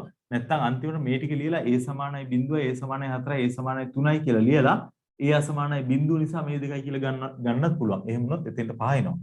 ඊළඟට ඒකේ උත්තර දෙක හරියටම ගන්නවට දෙකම ගන්නවට පහයි. දෙකම ගන්නවට පහයි. එතකොට එතන 20යි. ඊළඟට මෙතන f ඍණ 1 f එක සමානයි ඍණ 1යි කියලා මේක ගන්නවට පහයි. උත්තරේ ගන්නවට පහයි. ආදේශ කළ උත්තරේ ගන්නවට පහයි. එතකොට ඒකට 30යි ඈ. ඒ ප්‍රශ්නෙට 30යි. ඒක පොඩි ප්‍රශ්නයක් එතෙන්ට ආවේ. ඒ නිසා තමයි ඒකට 30ක් දාලා තියෙන්නේ. right. එහෙනම් අපි ඊළඟ කොටසට යමු. ඒතර අන්තිම එක 10 වෙනි ගාන. 10 වෙනි ගාන වර්ග සමීකරණ 10 වෙනි ගානේ අපිට කියනවා k අයිති තාත්වික සංඛ්‍යා සඳහා k අයිති තාත්වික සංඛ්‍යා සඳහා 2x වර්ගයේ ඍණ දෙවරක් 2 ඍණ k වාරයක් x ධන 1 ඍණ k සමානයි බිඳුව. මේ මූල තාත්වික හා ප්‍රබින්න බව පෙන්වන්න. ඊට පස්සේ කියනවා මෙම වර්ග සමීකරණයේ මූල ඇල්ෆා සහ බීටා විට ඇල්ෆා වර්ගය හා බීටා වර්ගයේ මූල වශයෙන් නැති සමීකරණයක් සොයන්න කියලා කියනවා. හරි. එහෙනම් අපි 10 වෙනි ගානට යමු. එතකොට මෙන්න සමීකරණය මේ සමීකරණයේ මූල තාත්වික හා ප්‍රබින්න බව. එතකොට අපි වර්ග සමීකරණයක දන්නවා මූල තාත්වික හා ප්‍රබින්නයි නම්. මූල තාත්වික හා ප්‍රබින්නයි නම් ඩෙල්ටා විශාලයි බිඳුව වෙන්න ඕනේ. මූල තාත්වික හා සමපාතයි නම්. සමපාතයි නම් ඩෙල්ටා කියුවාගේ විවේචකය. ඩෙල්ටා තාත්වික හා සමපාත නම් ඩෙල්ටා සමානයි බිඳුවයි. මූල අතාත්වික නම් ඩෙල්ටා කුඩයි බිඳුවයි නේ. මූල තාත්වික නම් ඩෙල්ටා විශාලව සමානයි බිඳුවයි. ඩෙල්ටා විශාලයි බිඳුවයි මූල තාත්වික හා ප්‍රබින්නයි නම්. නේ. එතකොට ඩෙල්ටා කියලා අපි කිව්වේ මොකද්ද? ඩෙල්ටා කිව්ව වර්ග සමීකරණයක b වර්ගයේ ඍණ 4යි ac ට. ඒ කියන්නේ වර්ග සමීකරණයේ ax වර්ගයේ ධන bx ධන c ආකාරයට තියෙනවා නම් මෙයාගේ b වර්ගයේ ඍණ 4යි ac තමයි ඩෙල්ටා කියන්නේ. ඩෙල්ටා විශාලයි නම් මූල තාත්වික හා ප්‍රබින්නයි. ඩෙල්ටා සමානයි බිඳුවයි නම් මූල තාත්වික හා සමපාතයි. ඩෙල්ටා කුඩයි බිඳුවයි නම් මූල අතාත්විකයි. ඩෙල්ටා විශාලව සමානයි බිඳුවයි නම් මේ දෙකම වෙලා මූල තාත්විකයි. නේද? ඕක තමයි තර්කය. එතකොට මේ ගානේ මේගොල්ලෝ කියන්නේ මූල තාත්වික හා ප්‍රබින්න බව පෙන්වන්න. නේද? මූල තාත්වික හා ප්‍රබින්න වේ කියලා තිබ්බනම් අපිට ඩෙල්ටා විශාලයි බිඳුවයි කියන තැනින්ම පටන් ගන්න පුළුවන්. මූල තාත්වික හා ප්‍රබින්න බව පෙන්වන්න කිව්වොත් ඩෙල්ටා විශාලයි බිඳුවයි කියලා තමයි පෙන්වන්න කියන්නේ. නේද? එහෙනම් අපි මේකේ ඩෙල්ටා ගමු. ඩෙල්ටා අරගෙන හදාගෙන යමු. right. එහෙනම් ආයෙ මොනවත් ලියන්න දෙයක් නැහැ. ඩෙල්ටා විශාලයි බිඳුවයි කියලා තමයි පෙන්වන්න ඕනේ. අපි කෙලින්ම ඩෙල්ටා ගන්නවා. ඩෙල්ටා. ඩෙල්ටා කියන්නේ මොකද්ද? b වර්ගයේ ඍණ 4යි ac ටනේ. එතකොට මේ ගානේ b. b කියන්නේ මොකද්ද? x ගේ සංගුණකේ. x ගේ සංගුණකේ b කියන්නේ. right. x ගේ සංගුණකේ තියෙන ඍණ දෙවරක් 2 ඍණ k. එතකොට b ගේ වර්ගය. වර්ග වෙනකොට ඍණ 2 වර්ගය ධන 4 වාරයක් 2 ඍණ k කියලා එනවා. මෙන්න b මේකේ වර්ගය නේ. ඍණ 2 වර්ගය 4යි ඊට පස්සේ මේ පදේ වර්ගය. b වර්ගය. ඍණ 4ක් a. a කියන්නේ 2යි නේ. c. c කියන්නේ නියත පදයේ. c කියන්නේ 1 ඍණ k. right. එහෙමනම් මේක අපිට 4ෙන් බෙදන්න බෑ. මොකද හේතුව මේ පැත්තේ ඩෙල්ටා තියෙන. බිඳුව තිබුණා නම් අපිට බෙදලා දාන්න තිබුණා. නේ. මේ පැත්තේ 4ෙන් බෙදාගෙන ගියොත් ඩෙල්ටා බෙදීම 4ක් එනවා. ඒ නිසා 4ෙන් බෙදන්න බෑ. අපි 4ක් පිටට ගමු. 4ක් පිටට ගත්තොත් මෙතන එනවා 2 ඍණ k ගේ සම්පූර්ණකයේ වර්ගය. ඍණ දෙවරක් 1 ඍණ k කියලා. නේ මේක අපිට ධන කියලා කියන්න බෑ නේ තාම. මේක ධන මේක මොන සංඛ්‍යාවක්ද දන්නේ. ඒ නිසා ධන පදයකින් එකක් අඩු වුණාම අපිට ධනද කියලා කියා ගන්න බෑ. තව විසඳන්න වෙනවා. right. එහෙනම් අපි මේක වර්ග කරලා බලමු. 4 වාරයක්. මේක වර්ග වුණොත් 2 වර්ගය 4යි. මේ දෙන්නයි ගුණිතයේ දෙගුණය. ඍණ 2යි k දෙගුණි ගත්තොත් ඍණ 4යි k එනවා නේ. ධන k ගේ වර්ගය ධන k වර්ගය. මේක වැඩි වුණොත් ඍණ 2. මෙතන ඍණයි ඍණයි ධන 2යි k එනවා. එහෙනම් අපිට මේක ලියන්න පුළුවන් 4 වාරයක්. එතකොට මේක සුළු කරොත් k වර්ගය නේ. k වර්ගය. ඍණ 4යි k ධන 2යි k. එතකොට ඍණ 2යි k එකක් එනවානේ. මේ දෙක විසඳුනාම. ඊළඟට මෙතන 4ෙන් 2ක් ගියොත් ධන 2යි. අපිට මේකත් ධන කියන්න බෑ නේද? මොකද හේතුව k වර්ගයේ ධන ඒකට 2ක් එකතු වුණා කියන්නේ ධන. මෙතන පදයක් අඩු වෙලා තියෙනවා. ඒක ධන සංඛ්‍යාවද ඍණ සංඛ්‍යාවද කියලා තීරණය කරන්න බෑ. k නේ තියෙන්නේ නේ. එහෙනම් ඒක අපිට කියන්න බෑ. නේද? right. එහෙනම් අපිට මේක වර්ග පූර්ණය කරන්න වෙනවා නේ. k තනිප තැනකට තියලා අල්ලගන්න අපිට තියෙන එකම ක්‍රමය තමයි වර්ග පූර්ණය. එහෙනම් අපි 4 වාරයක්. මේක වර්ග පූර්ණය කරන්න පුළුවන් k ඍණ 1 මැද පදේ භාගයේ වර්ගය. එතකොට k වර්ගය එනවා ඍණ 2යි k තියෙනවා. වැඩිපුර ධනයකේ වර්ගයක් එනවා. ඒක අඩු කරන්න වෙනවා. ගානේ තියෙනවා 2. එහෙනම් සුළු නම් අපිට එනවා 4 වාරයක් k ඍණ 1 සම්පූර්ණ එකේ වර්ගය ධන 1 කියලානේ. ධනයි. දැන් අපිට කියන්න පුළුවන් මේක පැහැදිලිව ධන. ඒකට එකක් සංඛ්‍යාවක් එකතු වුණා කියන්නේ කොහොමද ධනනේ? එහෙනම් මේක විශාලයි බිඳුවයි. මේක සමානයි බිඳුව වෙනවද? සමානයි බිඳුව වෙන්න නම් අපිට වෙනස් කරන්න පුළුවන් k තියෙන තැනනේ. මේක එක එහෙනම් මේක ඍණ එකේ එන්න ඕන. මේකට කවදාවත් ඍණ එකේ එන්නේ නැහැ වර්ගයක් තියෙන නිසානේ. එහෙනම් මේක පැහැදිලිව ධන. ඒතර මෙයා ධන කියන්නේ ඩෙල්ටාත් විශාලයි බිඳුවයිනේ. එහෙනම් ඩෙල්ටා විශාලයි බිඳුවයි නම් මෙයාගේ මූල තාත්වික හා ප්‍රබින්නයි. ඒක අපි ලියන්න ඕන. ඒක තමයි අවසාන උත්තරේ. එහෙනම් එම නිසා මූල තාත්වික හා ප්‍රබින්න වේ. මූල තාත්වික හා ප්‍රබින්න.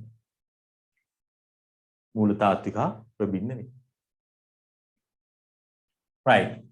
අපි ඒක ඊළඟ කොටසට යමු. එතකොට ඊළඟ කොටස කියලා තියෙන්නේ මොකද්ද? ඊළඟ එකේ අපිට කියලා තියෙනවා සමීකරණයේ මූල ඇල්ෆා හා බීටා විතර. ඇල්ෆා වර්ගය හා බීටා වර්ගයේ මූල වන සමීකරණය සොයන්න කියලා. එහෙනම් මෙයාගේ මූල ඇල්ෆා හා බීටා කියලා දීලා තියෙනවා නේ. එහෙනම් අපිට ඒක ලියන්න පුළුවන් නේ. සමීකරණයේ මූල ඇල්ෆා හා බීටා විතර. එහෙනම් මූල ඇල්ෆා හා බීටානේ. එහෙනම් අපි ගමු.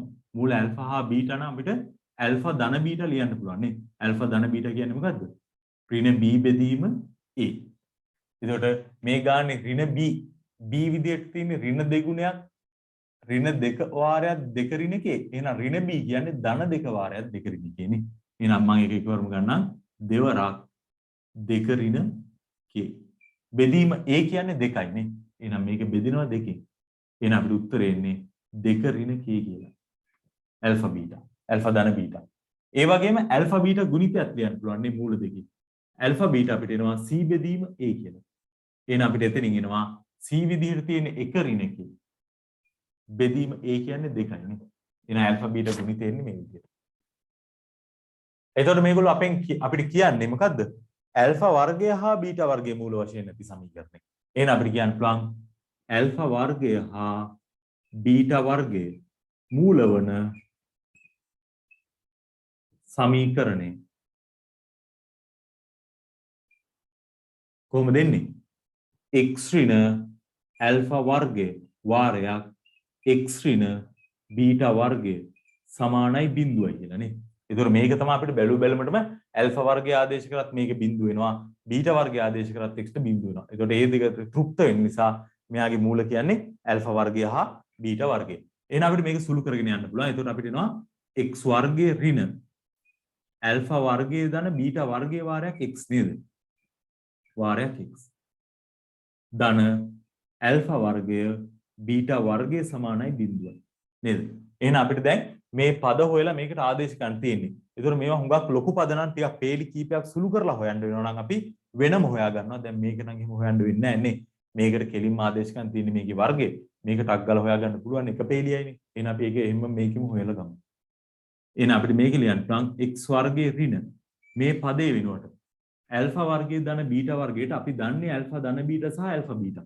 එහෙනම් මේක ලියා ගන්න වෙනවා ඇල්ෆා ධන බීටා හා ඇල්ෆා බීටා පද වලින් නේ. එහෙනම් අපිට මේක ලියන්න පුළුවන් කොහොමද? ඇල්ෆා ධන බීටාගේ සම්පූර්ණකයේ වර්ගය කියලා. එතකොට ඒකෙන් ඇල්ෆා වර්ගයක් වෙනවා බීටා වර්ගයක් වෙනවා. තව ධන දෙකක් ඇල්ෆා බීටා එනවා නේ. එහෙම එකක් නෑ මේකේ. ඒ නිසා ඒ වැඩිපුර එන ධන දෙකයි ඇල්ෆා බීටා මම අඩු කරා. වායක් x තිබුණා පිටින්.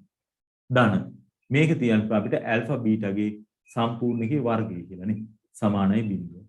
එහෙනම් අපිට මේකට පද ටික ආදේශ කරගෙන යන්න පුළුවන්. එහෙනම් අපිට එනවා x වර්ගය ඍණ මෙතෙන්ට ආදේශ කරොත් ඇල්ෆා ධන බීටා කියන්නේ දෙක ඍණ එකේ. එතකොට ඒකේ වර්ගයනේ. දෙක ඍණ k ගේ සම්පූර්ණකයේ වර්ගය. ඍණ දෙවරක් ඇල්ෆා බීටා කියන්නේ මේකනේ. එක ඍණ k බෙදීම 2 වාරයක් x ධන මෙතෙන්නවා ඇල්ෆා බීටා කියන්නේ එක ඍණ k බෙදීම 2යි. ඒකේ වර්ගයනේ. වර්ගය සමානයි බිඳුවයි. නේද? එහෙනම් මේ තමයි බලාපොරොත්තු වෙන සමීකරණය මේගොල්ලෝ. මේක අපිට ඕන නම් පොඩි සුළු කිරීමක් මෙතන දෙකට දෙක කැපිලා යනවා. ආය සුළු කරන්න ඕනේ නැහැ කියලා නෑනේ මේ බව පෙන්නන කියලා නේ. මෙතෙන් නවතුමු අපි. එහෙනම් x වර්ගයේ ඍණ දෙක ඍණ k ගේ සම්පූර්ණකයේ වර්ගය. ඍණ මෙතන තියෙනවා එක ඍණ k වාරයක් x ධන මෙතන තියෙනවා එක ඍණ k ගේ සම්පූර්ණකයේ වර්ගය බෙදීම 2 කියන්නේ 4යිනේ. සමානයි බිඳුව. මෙතන ඉන්නවත් නේද? ආයෙ මේක තවදුරටත් සුළු කරලා පෙන්වන්න අවශ්‍ය නැහැ. මෙන්න අපි සමීකරණය හොයලා නේද? බව පෙන්වන්න කිව්වනම් එතෙන්ට යන්න ඕනේ. right. එහෙනම් ඒකට ලකුණු මේකට අදාළව මේකටත් ලකුණු 60ක්. right. එතකොට මේ ලකුණු ටික අපි දාගමු. එතකොට ඩෙල්ටාට පද ටික හරියටම ආදේශ කරනවට 5යි. පද ටික ආදේශ කරනවට 5යි. ඊළඟට මේ ඩෙල්ටා මේ වගේ වර්ග සමීකරණේ රටාවට හදා ගන්නවට 5යි. මේකට 5යි. ඊළඟ වර්ග පූර්ණය කළා මෙතෙන්ට ගන්නවට 5යි. වර්ග පූර්ණය කරනවට. ඊළඟට මේක විශාලයි බිඳුව කියලා ඩෙල්ටා විශාලයි බිඳුවයි කියලා කියනවට 5යි. ඊළඟට මූල තාත්වික හා ප්‍රබින්න වෙයි කියනවට 5යි. හුඟක් වෙලාවට ළමයිගේ මේක නැහැ. ඩෙල්ටා විශාලයි බිඳුවයි කියලා පෙන්වන්න ඕන කියලා ඒක පෙන්වලා නවත්තනවා. මූල තාත්වික හා ප්‍රබින්න වෙයි කියලා කියන එක කියලා නැහැ. right. ඔය විදිහට එන්නේ. ඊළඟට ඊළඟ කොටසේ ඇල්ෆා ධන බීටා වල අගේ ලියනවට 5යි. ඇල්ෆා බීටාගේ අගේ මේක ලියනවට 5යි. එතන 10යි. ඊළඟ මූලවන සමීකරණය කියලා මේක ගන්නවට මේක ලියනවට 5යි. ඊට පස්සේ එතනින් මේ මූලවන සමීකරණය මේ රටාවට හදලා මෙන්න මේක හදා ගන්නවට 5යි. ඒ කියන්නේ මෙන්න මේක මෙතන හදනවට 5යි. ඒකට 5යි. ඊළඟට ඒකට ආදේශ කරනවට ආදේශ කරලා උත්තරේ ගන්නවට ආදේශ කරනවට පද ටික ආදේශ කරගෙන යනවට 10යි උත්තරේට 5යි. මේ ටික ආදේශ කරනවට 10යි තැන් දෙකට මෙතෙන්ටයි මෙතෙන්ටයි ඊළඟට මේක සුළු කරලා මේ රටාවට ගන්නවට 5යි. එතකොට ඒකටත් තියෙනවා ලකුණු මෙතන 5යි 5යි 10යි 20යි 25යි. මෙතෙන්ට 25යි මෙතන තියෙනවා 10යි 20යි 30යි 35යි. එතකොට 25යි 35යි 60යි. එහෙනම් මේකටත් ලකුණු 60යි. එතකොට ඕගලන්ට ඔය දුන්න පේපර් එකේ ලකුණු අපිට තියෙන්නේ මේ විදිහට. පළවෙනි ප්‍රශ්න 6ට තියෙනවා ලකුණු 25ව 6ක්. 25ව 6ක් තියෙනවා. එතකොට එතන ලකුණු 150ක් එන්න ඕනේ. පළවෙනි ප්‍රශ්න 6ට 1 සිට 6 දක්වා ප්‍රශ්න ටිකට අපිට තියෙන්නේ 25 ඒවා. 25 ගානේ ප්‍රශ්න 6යි. ලකුණු 150යි එතෙන්ට. ඊළඟට ලකුණු 60 ගානේ ප්‍රශ්න තියෙනවා 7 වෙනි ප්‍රශ්නය, 8 වෙනි ප්‍රශ්නය සහ 10 වෙනි ප්‍රශ්නේ. මේ ප්‍රශ්න තුනට තියෙනවා ලකුණු 60 ගානේ 3ක්. 60 ගානේ 3ක්. එතකොට ඒක 180ක් එන්න ඕනේ. ඊළඟට 9 වෙනි ප්‍රශ්නෙට මම කිව්වේ ලකුණු 30ක් කියලා නේ. 30යි. එතකොට එතන 30යි. එතකොට මේ ටික ඔක්කොම එනවා අපිට 360යි ලකුණු 360න් තියෙන්නේ. හරිද? එහෙනම් ඔයගොල්ලෝ ඒක 360න් කීයද කියලා හදන්න. 360න් කීයද? 360න් කීයද? ඒක ඕන වැඩි කරලා 100ට 100න් කීයද කියලා හදාගන්න පුළුවන්. රයිට්. එහෙනම් මේ තමයි එතකොට මේ පේපර් එක. එතකොට අපි ඊළඟ පේපර් එකත් අඟහරුවාදා උදේට දානවා. ඊළඟට බ්‍රහස්පතින්දා මේ වගේ හවස 7ට අපි ඩිස්කස් කරනවා. රයිට්. එහෙනම් ගැටලු මොන හරි විශේෂ දේවල් තියෙනවා නම් කියන්න. අපි එහෙමනම් ඊළඟ පේපර් එකකින් ආයෙ බලමු. ගැටලු ප්‍රශ්න තියෙන දේවල් තියෙනවා නම් කියන්න ඕනේ.